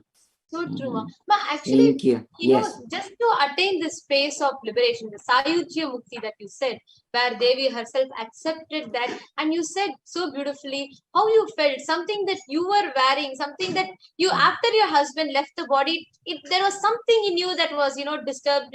There was some part in you which needed healing. And Yes. you very beautifully shared how you felt when Avatar himself accepted that small piece of gel and gave you that greatest of boon. People need to do siddhas and even yogis do penance for thousands of years together to attain that space of liberation. They do for hundreds of years to attain that Sayuja Mukti from with Devi Parashakti. Here, Swamiji is just so compassionate, sitting and attending to each and every one of us. Like you shared, Ma, to each and every viewer, I feel you should also share the perspective of how it helped you heal your inner space. You were sharing about how even after your husband's passing, there was some incompletion in your, something in you which was sitting. Yes. Which Yes. for a very long time, unattended Yes. component. And Yes. how did you experience Devi healing it, and how do you feel that it added, like that the difference that it made for you? You should Yes. share that perspective also too. Yes, Ma, go ahead, please share. Yeah. So my husband passed away actually very suddenly. It was a sudden death. So I didn't even know Devi did mention that it was untimely death, which I was so surprised to realize because he had a like severe heart attack. And that time I was not even here, and I was there, and my kids were only 3 years old and 10 years old. So I had a lot of incompletion and so much that I was carrying inside. So that was lifted.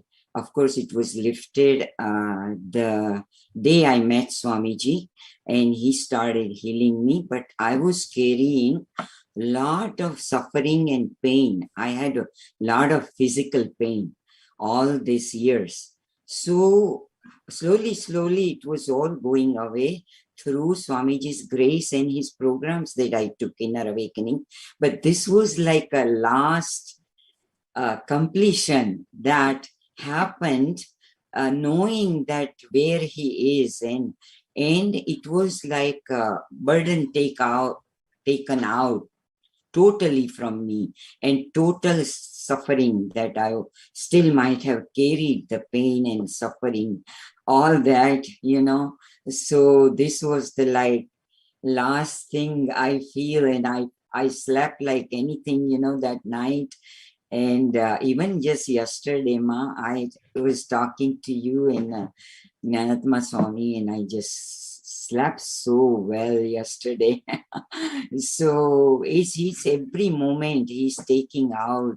We have no idea how much we are carrying, not only from this birth, but the past births and all that. And without us telling, this avatar is taking all the karmas out from us. And I'm so grateful to Swamiji for that and healing me every moment. Thank you. So beautiful. Actually, just want, if you could see, actually on NT right now, we are showing the photograph of Devi Parashakti with the diamond that you had offered and that she had accepted as her own Shiromani. And she was wearing that on her, she still continues to wear on her every single darshan that she gives.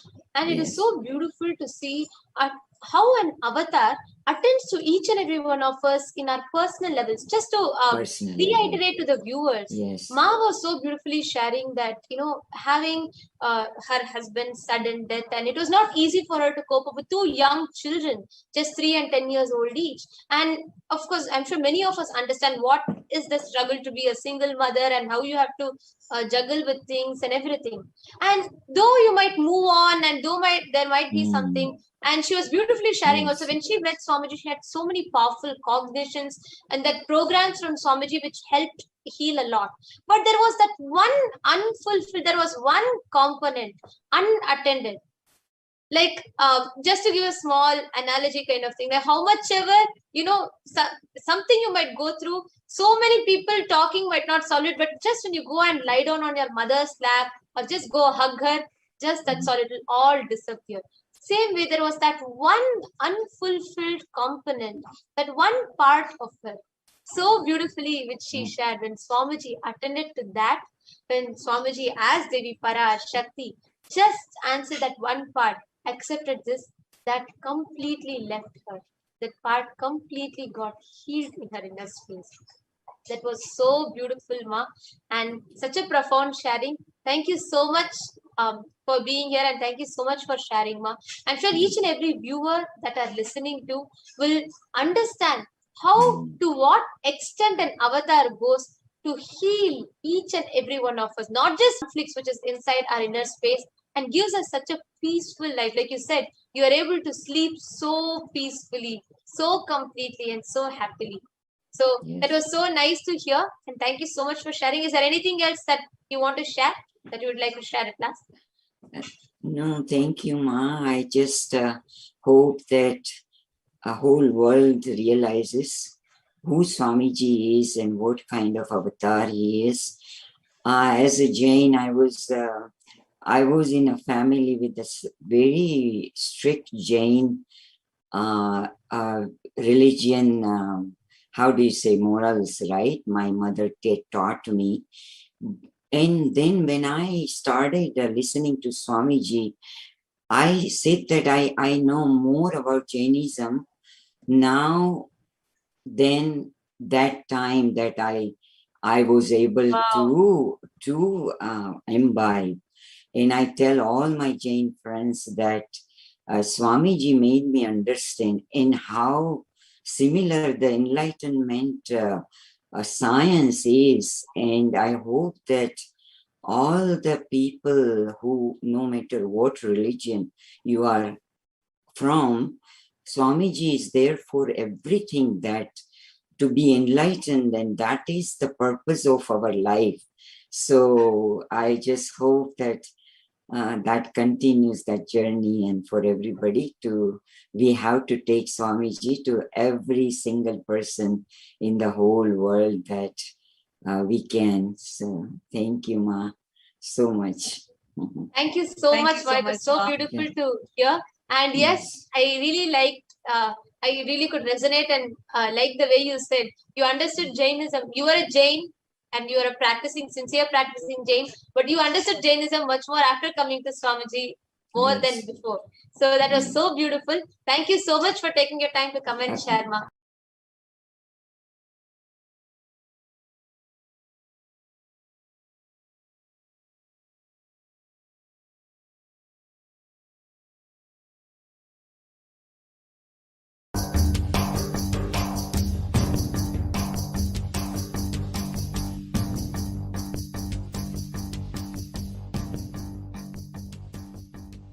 We have Ma Atma Prema from Norway, who had a very interesting Devi Parashakti Akashic reading.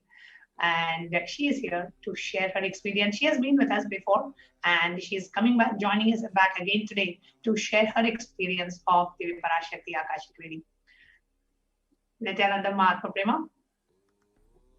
Nithyananda Ma. Nithyananda Ma, welcome back to Nithyananda TV. Thank you so much for joining us today. Thank you for having me again. This will be the third time that I'm sharing since the Devi Parashakti Darshan on the 1st of this month, so 9 days ago. Beautiful. And maybe to our viewers, you can give a brief of what Devi Parashakti revealed to you, what was her blessing to you, and then we can move into your share. If I can read it, Ma, it will be easier for me to. Okay. Okay. So on the 1st of June, Devi Parashakti answered my question after many, many weeks. I had never had an answer before, despite having asked the questions. So when this happened, it was a very intense, moving moment for me. And this was the answer that Devi had given. Listen well to what is being told, daughter. You are one of the beings who came down from Kailasa to be a co-captain and serve the world to protect it from the terrible corona. You forgot the purpose of coming and diverted into another life. Such beings as you, who came from Kailasa, are also the reasons for this terrible pralaya. Forgetting the divine seva you need to do and leaving the work you are meant to do, you are doing some other work. Like you and other such beings who came from Kailasa have become the reason for this great drama.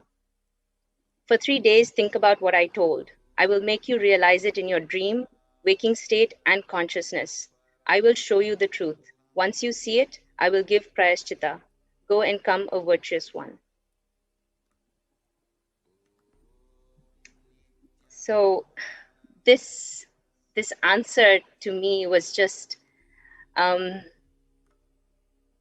it was very intense, because the moment this came to me, this answer, it hit me right in the gut. I knew it was the truth the moment it was said. I felt it.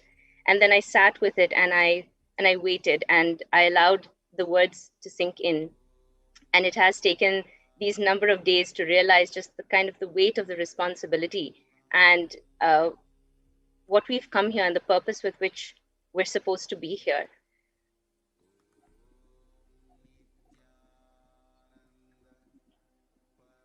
And when Devi Parashakti said, just I will reveal things to you and I will tell you what you need to do. The way, when I heard it, the way I see it is, really reawakening to the true purpose of your life, realigning us back to the real purpose of our life, which is what will give us fulfillment. That is what we came to this planet Earth for. And when we drift away from the purpose, she gives us a strong wake-up call and realigns us back and tells us, what, this is what you came for. And when she shared this with you, Atma Prema, what really went inside you? What was the experience that you had? And what was the realization that came from within you? So, Ma, if I can go back to the beginning. So if I can share that my meeting with Swamiji, when I first met Swamiji, this happened in 2004. And I was in Oklahoma City at that time and in the US. And I had graduated from college. I was looking for a job. And this was about 17 years ago. I was 21 years old.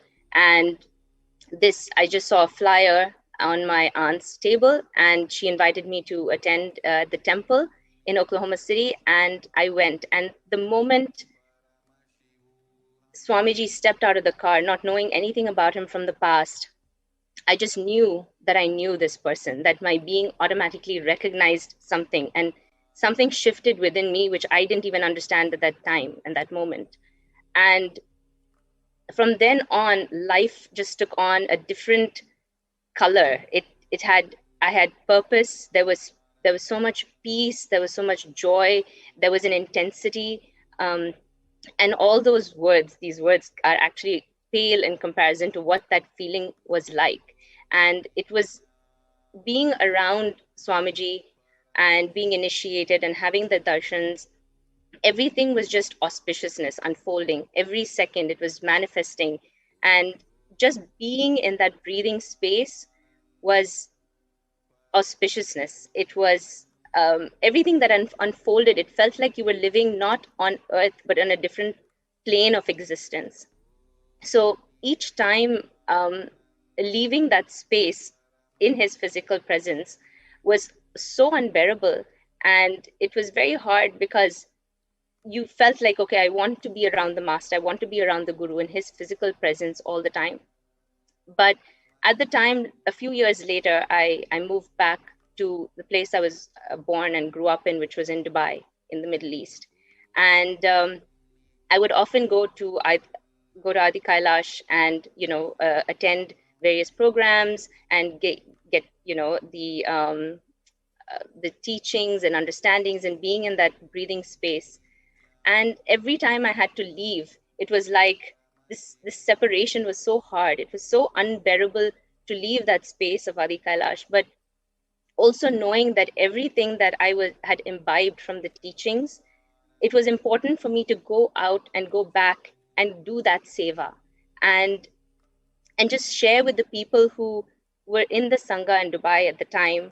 And all they wanted to do was, listen to the stories and the sharings and just taste that the joy and the bliss and, and enriching was just, it came with so much ease. It was just a natural process that all of us just kept doing.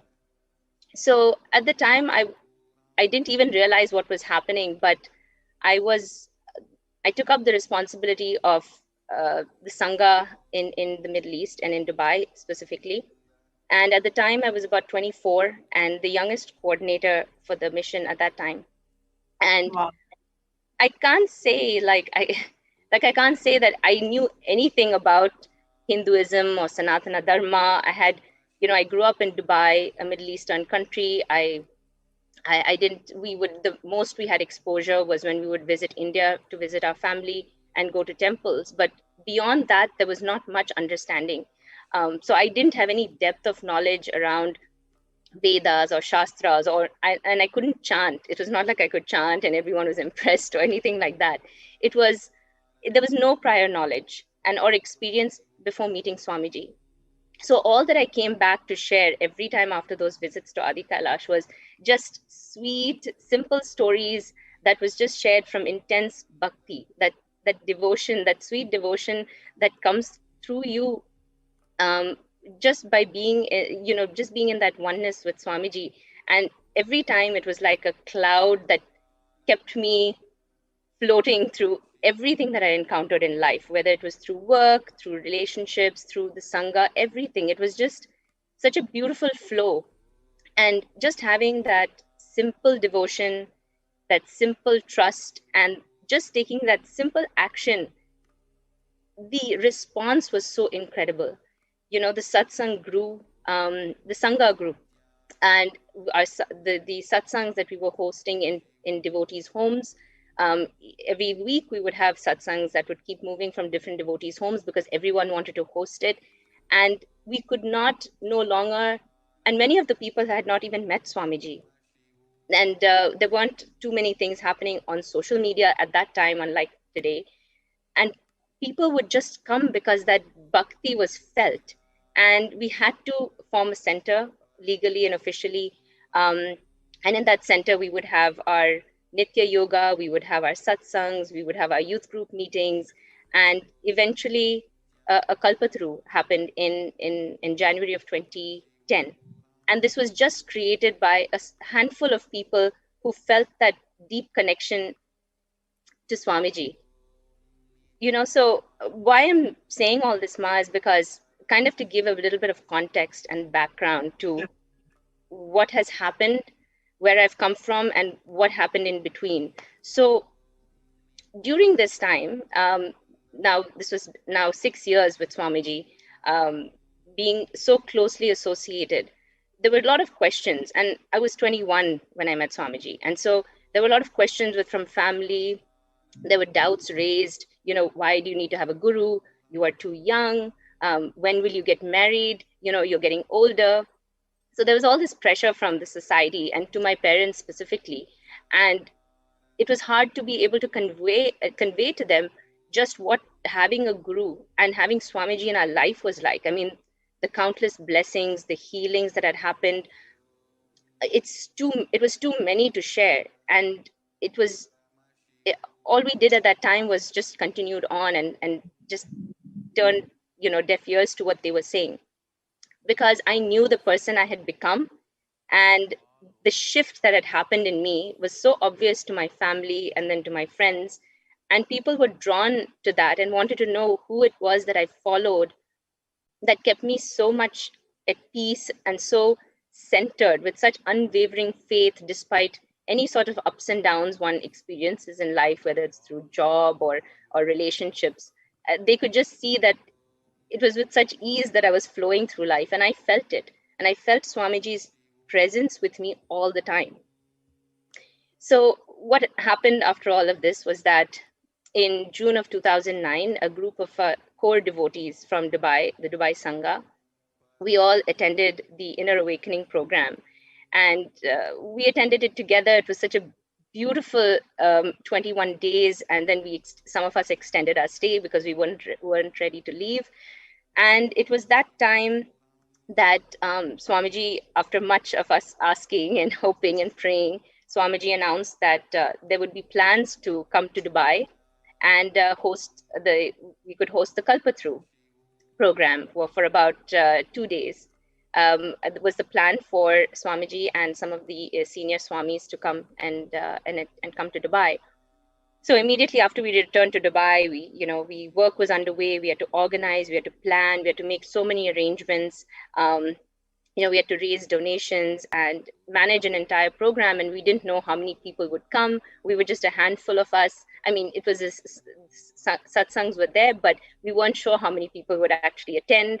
And so with all of this, we just surrendered to that moment and said, with absolute trust and devotion, we said, it'll happen. Swamiji has said it, now it just has to happen. We're just part of that process. And then people started registering, donations started coming in, and it all just unfolded so beautifully. That surrender and that whole process was just, we could see the divine play in all of that. So,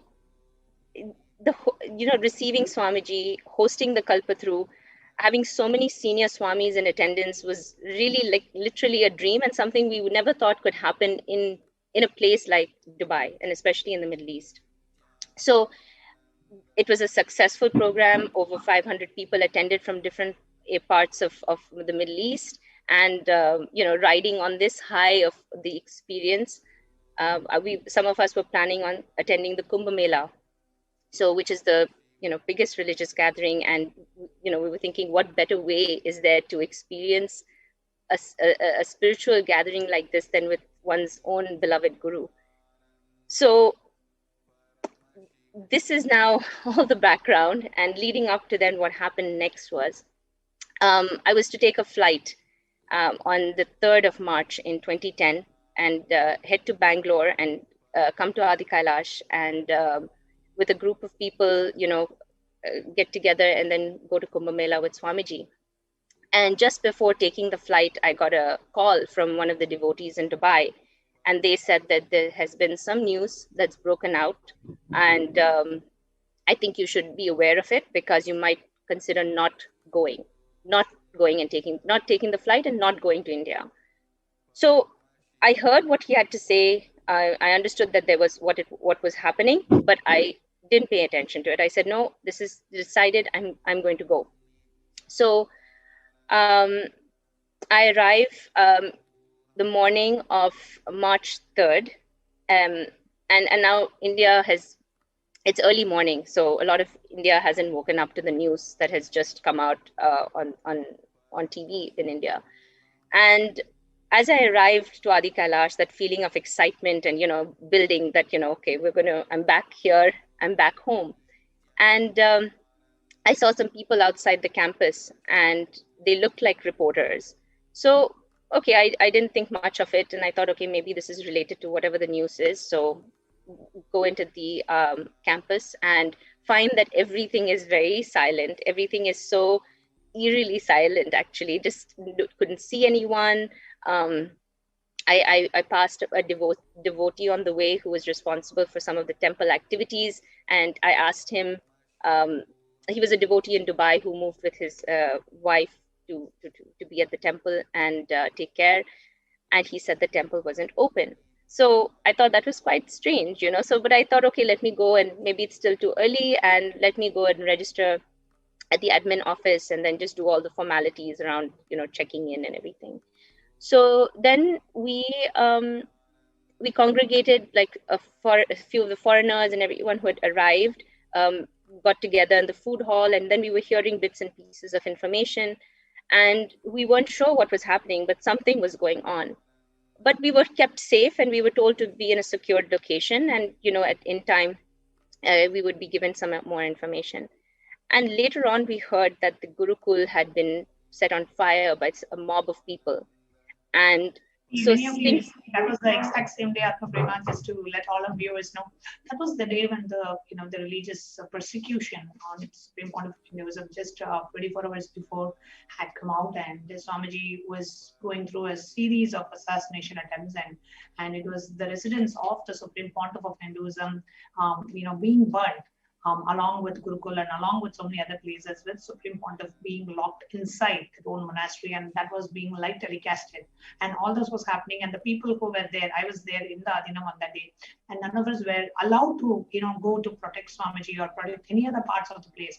And all of us were cordoned off completely. And there was a complete police who were actually protecting the anti-Hindu elements to destroy the monastery, and they were not allowing us to go stop or do anything. And that's exactly when I think you were also there, happened to be there in the monastery at that same time. Yes, please go ahead. Yes, Ma. And at the time, we didn't know what was happening, but of course, much later on, I understood. But at this moment in time, it was very disconcerting, but it was ensured that we were all kept safe.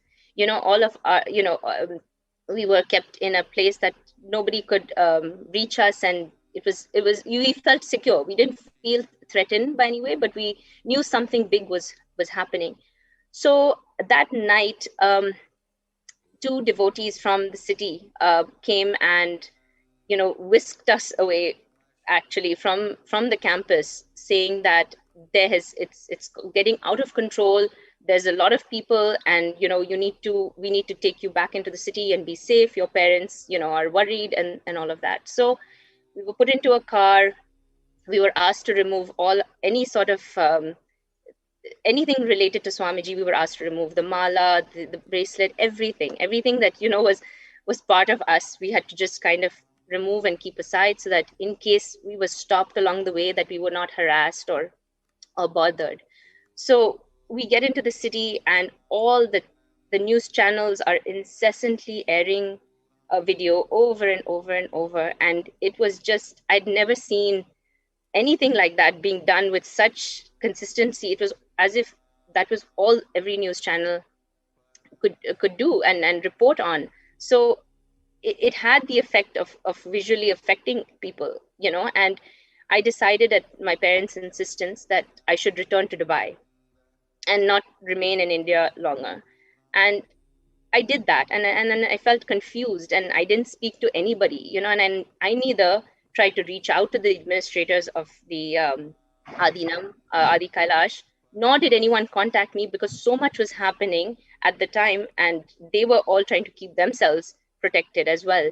And so I kept a low profile for months, and this was right after a hugely successful Kalpataru program that had happened in January of that, just 2 months before. Literally it was January, and now we're talking about March, and people are expecting to hear information, and now this has happened.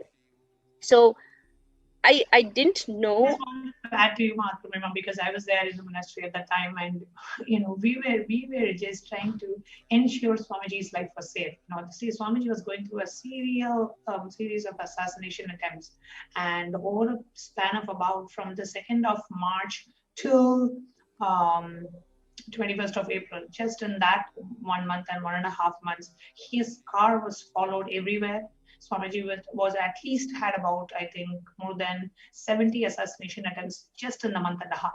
Every place there were people who were ready to, burn him alive, ready to kill him, ready to, do all sorts of things. And it was all, and with the police protection. Means the people who came to attack, they came with police protection for them.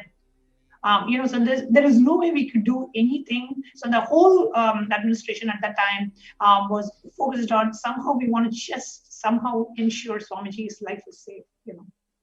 That was what was there for us. We just wanted Swamiji to be alive for what he was doing to humanity and what he has done to humanity and what he has done to all of us. That was what was going on, and we really couldn't, expect this level of a multi-pronged attack from every side. And I remember on the 3rd of March, there was an inquiry from 11 government departments trying to, shut down the bank, trying to shut down the monastery, trying to shut down the Gurukul, trying to shut down the temple, trying to, get all of us out. I was there, and we were literally forced to leave. They said, no, everything is closing. You have to leave. All the Adinavasis, we were forced to leave. The bank accounts were getting frozen. Swamiji was being attacked everywhere, every step of the way.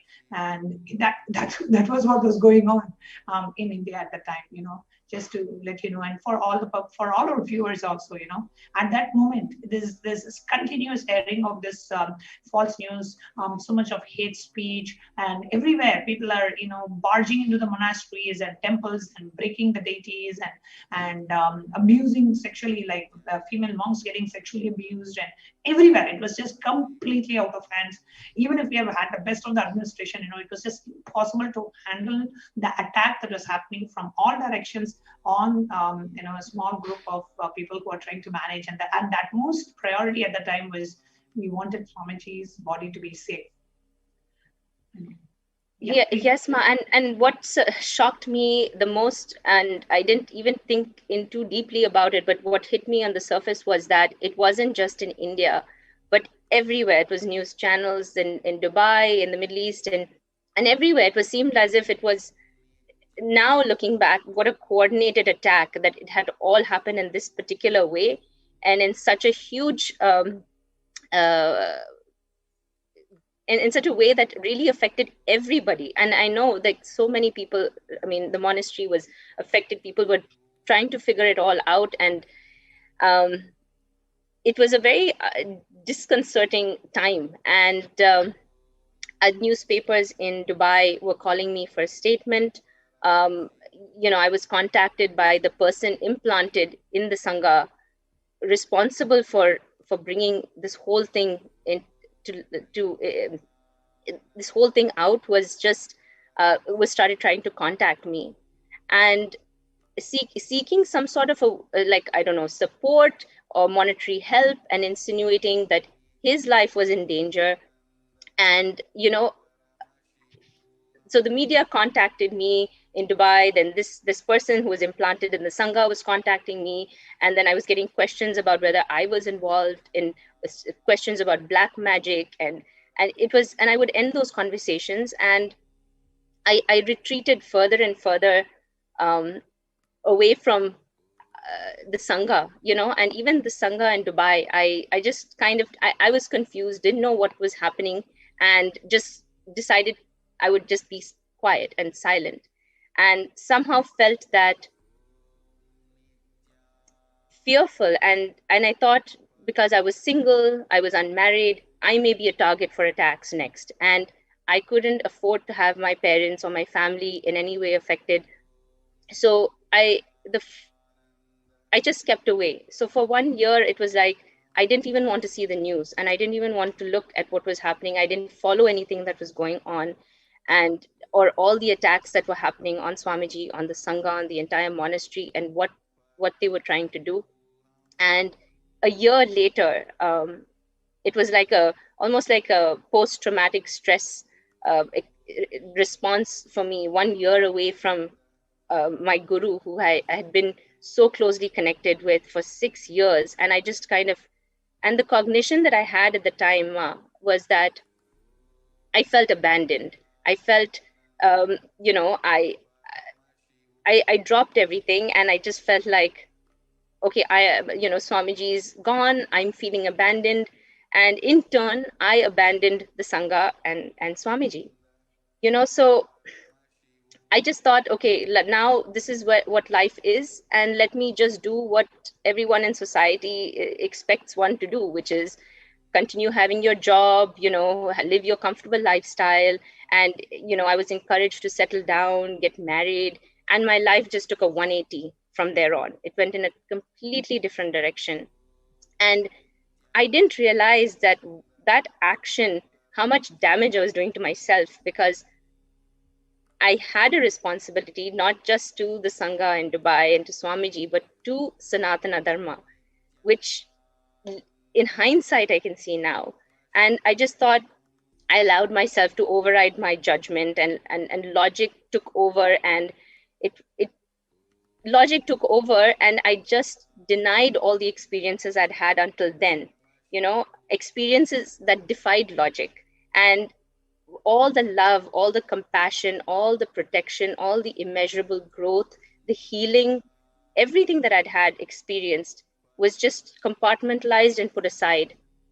And I didn't revisit it for 10 years, and I didn't at that moment. Now I didn't stand for the principles. I didn't stand with conviction, that simple devotion, that simple trust. I just abandoned it and buried it, and I felt that the action at that moment in time, I didn't feel complete with it, because I did feel a responsibility towards the Middle Eastern Sangha.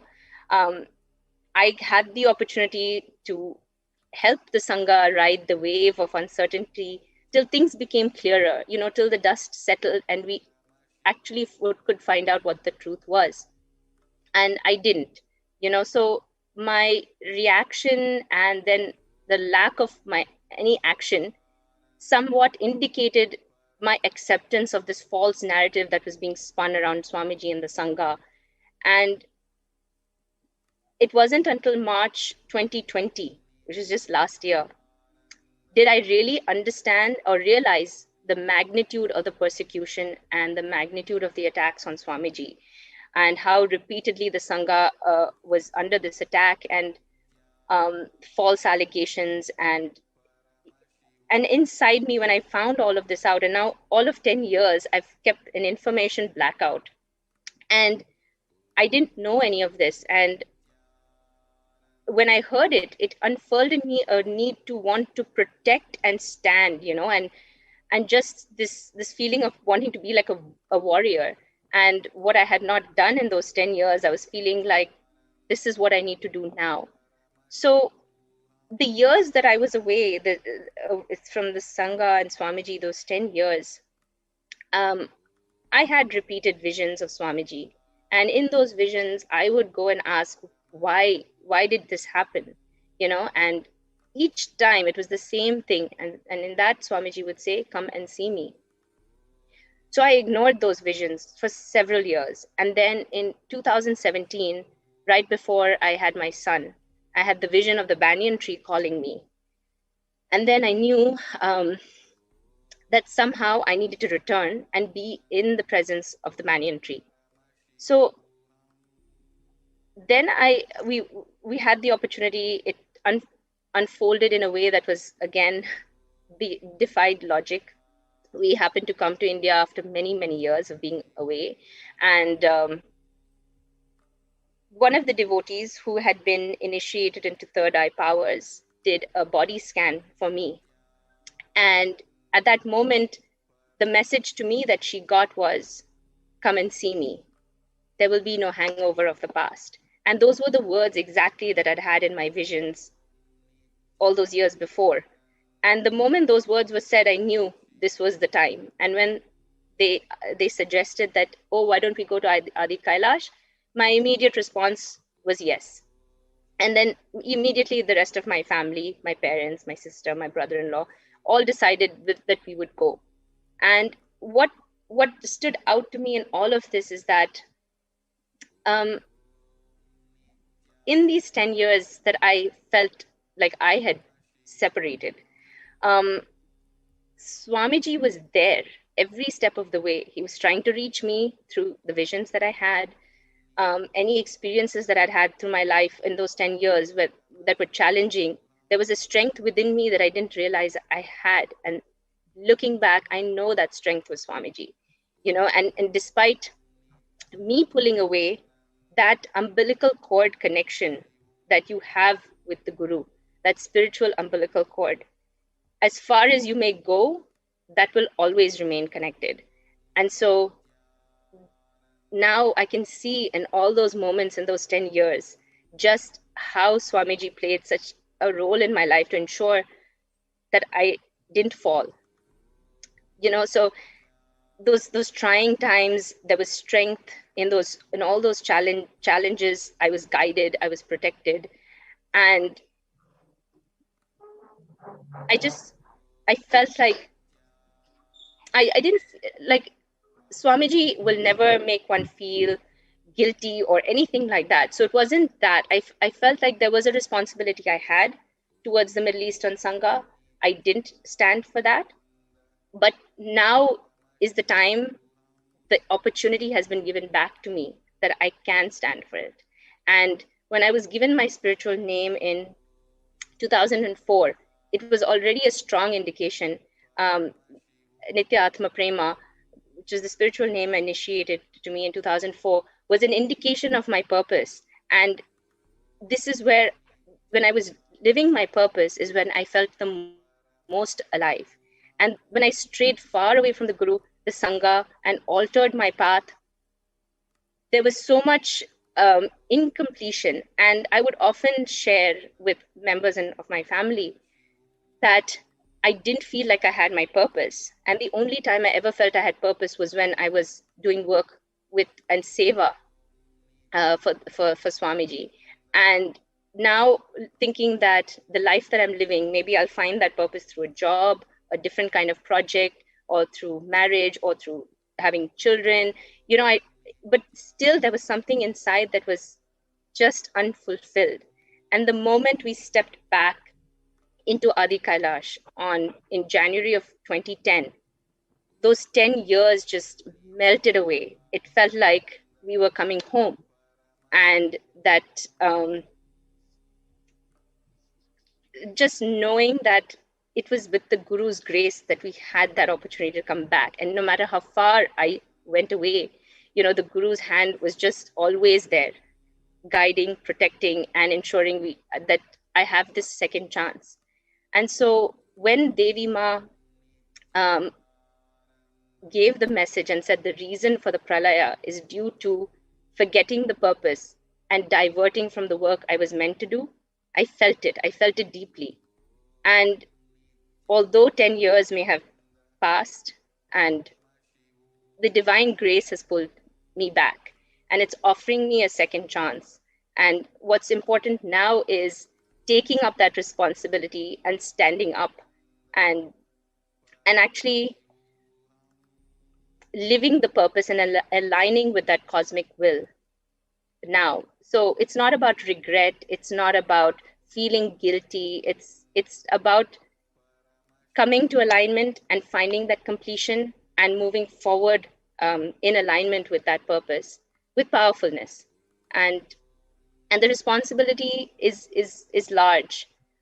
And I never want to take that for granted, because I know what anti-elements have been working now tirelessly for 10 years, incessantly attacking Sanatana Dharma, Swamiji, the Sangha, the entire, and the question is why? Why is this constant attack for 10 years? And I never want to let somebody else determine the purpose of my life, because the purpose is clear. And already those 10 years showed me just how much I had missed and how deeply unfulfilled I felt. And this is the chance to regain that and align myself. And Devi Ma strongly revealed what my soul felt. And now to live out that purpose is the ultimate gift that has happened with the Guru's grace. So this is a long sharing, Ma, but I wanted to give context. This is so much needed sharing, because you know what, it's not just you. There are maybe hundreds of devotees that are out there who became victim of the persecution, not just in terms of a direct attack, but victims of a persecution where the right information that was not given, the victims of the attack in the sense where the people whose life also got impacted because of the religious persecution and attack on Swamiji. And it's important that when you realize, it took you 10 years to realize, and maybe there are so many that are still out there and who still have not realized, and who are listening to your sharing and who realize, oh God, this is exactly what I felt as well. One side you have the wealth of experiences with Swamiji, which is our own experience. We know it, our inner being knows it, our consciousness knows it. We have felt it. We know Swamiji is. And every single devotee who has seen Swamiji, who has been touched by Swamiji, has that wealth of experiences. But what happens sometimes we may call it delusion, or we may call it whatever name we want, but that wealth of experiences, like you said, gets compartmentalized, and we get consumed by something else that's out there. And it takes us a while for us to spring back and realize, oh God, these were my experiences with Swamiji, and I had them. I know who Swamiji is, and I know what this is, and it wakes us up. And the sooner we wake up, the sooner we realize the purpose of our life. And that's why it's very important, Mahatma Brahma, that people like you, when, who were victims of the anti-Hindu attack on Swamiji, and which that led to you separating yourself from the Guru, and now you realize, oh God, that's the time I should have been there, and stood a strong warrior for being warrior for Sanatana Hindu Dharma, warrior for Swamiji, warrior for Kailasa. But now that's what Devi has awakened. I can see after the the Devi Parashakti's Akashic reading, how much it's clicked in you, and how much it has revealed to you that what, this is what has happened, and I'm so glad you're coming forward and sharing it for the benefit of others. Countless others that are out there, because the hate speech of Swamiji was spread all over media. Everything was spread all over media, and so many. One of the things I wanted to ask you was, the anti-Hindu elements, they tried to when they were wanting to falsely implicate Swamiji in so many cases, right? Hundreds of false cases were slapped on Swamiji. And one of the things is they approached so many the anti-Hindu elements approached so many female disciples and devotees of Swamiji, and inviting them to be false witnesses, becoming false victims. And were you approached, to be a false victim, or did they try to pull you into this whole attack against Swamiji? Yes, Ma. It was a clear indication that was what I was being asked. Not so subtly, because they contacted me and were trying to get me to be involved in this and to support their cause. And I immediately sensed that this is not where I am. This is not at all the space in which I'm in. This is, and I slowly retreated away from, the contact with these people, and I didn't want to upset or anger, but I just detached myself from, because that was not at all. There was not even a moment to think in that way, and to be even approached about such a thing was just unbelievable for me. So. From all the love, sorry, ma, please go ahead. So from all that was showered on us, to even consider, that was out of the realm of any possibility. So I think they understood that, and also trying to get some sort of monetary support and all of that. So it was, I can see how many would have been affected the same way that I was. And I was lucky. It was only just 10 years. There may be some people who it may be longer, and I hope not, because if you are having that call, just listen to it, because that is the call from the divine saying, come back. This is for that completion. I don't want to think about what would have happened had I not, and that I wouldn't be here talking today and sharing this. In that moment, I never thought, like a few years later, I never thought that this would be where I would be sitting today and talking and even discussing this. But I think so many people may be in that same position, and allowing these attacks and this abuse and persecution to affect their spiritual growth and progress. And that would just be the saddest thing. Exactly. And at the end of the day, it's a loss for us. It's a loss for each individual, because if you are losing your, the more and more we are distancing ourselves from the Guru, the more and more we are distancing ourselves from the true purpose of life, the more and more we are distancing ourselves from what we are here for. Because it is the Guru, it is Swamiji who awakens us to the true purpose of life, makes us realize and experience fulfillment. And the moment we move away from the Guru, we move away from who we are, what we came here for, and that can never give us fulfillment, right? We can go and do so many different things. You can have the best of the best businesses, the best of the families, the best of job and relationships and wealth, but that's not the best of you. So whatever you do, it does not give you that fulfillment. You know there is a deep lack, there is something that's missing, and you know that is the divine call. Like you said, there are so many visions that happen. Swamiji is there for you, and that was where we need to come back to. And I can tell you, every single devotee who was a devotee of Swamiji and was a victim of these attack of these anti-Hindu elements would also know that there has been a deep call. They just need to answer the call, answer that incoming call from Paramashiva and realign ourselves to the true purpose of life. And one of the things that you also shared, Mahatma Prema, I wanted to bring these anti-Hindu elements, like how they approached you and wanting you to become one of the, the false victims. And that's what they have done. They have approached so many, female disciples of Supreme Pontiff and wanting to somehow trying to use them to become a false victim of Swamiji, right? If somebody is, let's say, for example, somebody is really affected, I would be the one who's affected because you come and falsely implicate. So the very intention of the anti-Hindu elements is very clear. And, because they approached you to be a false victim yourself. So all of us should realize that the whole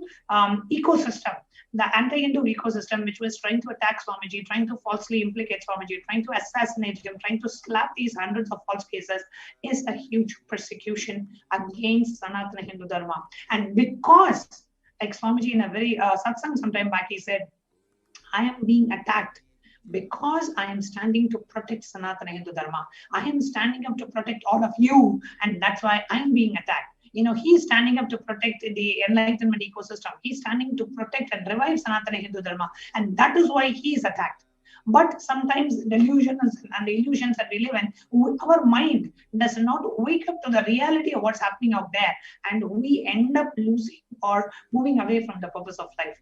And even at that point, it is only the uncomparable compassion of Swamiji. Even then, even when we distance ourselves, he reaches out to us and he awakens us to the true purpose of life. So beautifully shared, Mahatma Prema. Is there anything else that you would like to share about your experience? Just to share from this past year, to from 2020 to today, 2021, the exponential. And okay, let me just say this. I live a life that's very comfortable. I've lived in many different countries. I've got the opportunity to travel, live with all luxuries. There's nothing that I am wanting for in life. Yet there was this deep unfulfillment that now in this past 1 year with Swamiji has just been immense growth, spiritual growth, evolution, healing, completion, immeasurable. There are things that I could share that are unbelievable for other people to, and in this 1 year, what has happened has been, this is how life around Swamiji is. It's just exponential. It's just that superconscious breakthrough after breakthrough, and the cognitions and everything. And I'm sure many people will attest to the same, obviously.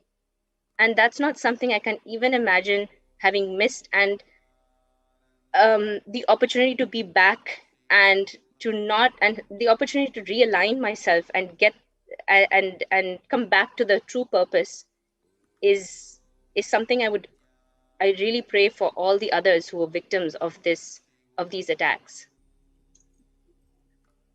So beautifully shared, Mahatma Prema. Thank you so much for coming live and sharing your experience with everybody. And thank you so much. I don't know what else to say. It's just been like, it's not easy for somebody to come forward and share so openly, what they have gone through and how you have been a victim of this attack, and which separated you from Guru, distanced you from the purpose of your life.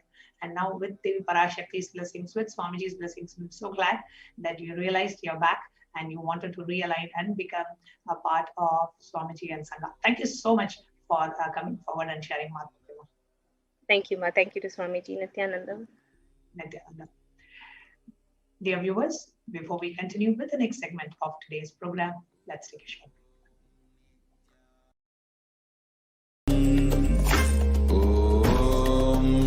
Nithyananda Paramashivoham. Nithyananda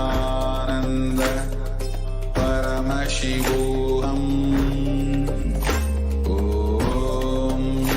Nithyananda Paramashivoham. Om Nithyananda Paramashivoham. Om Nithyananda Paramashivoham. Om Nithyananda Paramashivoham. Om Nithyananda Paramashivoham. Om Nithyananda Paramashivoham. Om Nithyananda Paramashivoham. Om Nithyananda Paramashivoham. Om Nithyananda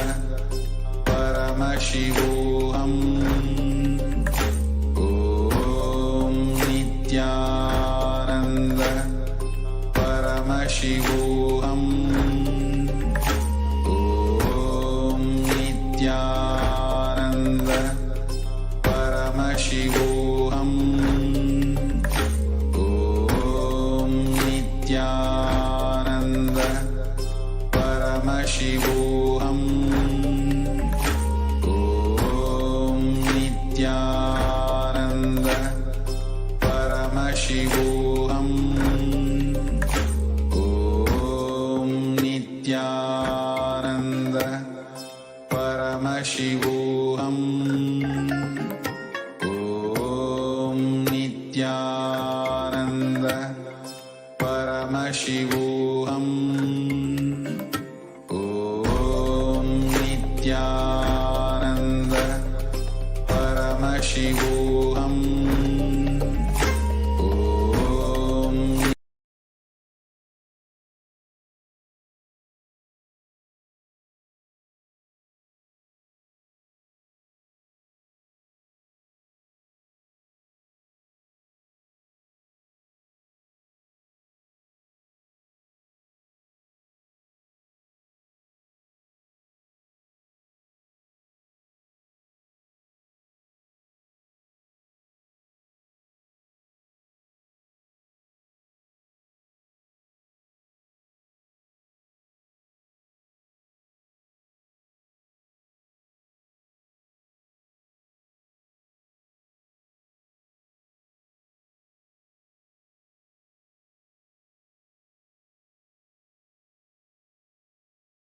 His Divine Holiness, Bhagavan Nithyananda Paramashivam. Let's start with the Sadguru Vandanam. Nithyanandam Paramasukadam Kevalam Jnanamurtim Dvandvatitam Gaganasadushnam Tattvamasya Lakshya Ekam Nityam Vimalamachalam Sarvadi Sakshi Bhutam Bhavatitam Trigunarahitam Sadgurum Tam Namami. Let's go through the disclaimers. Security measures. No photography, video, audio recording. Important cautions.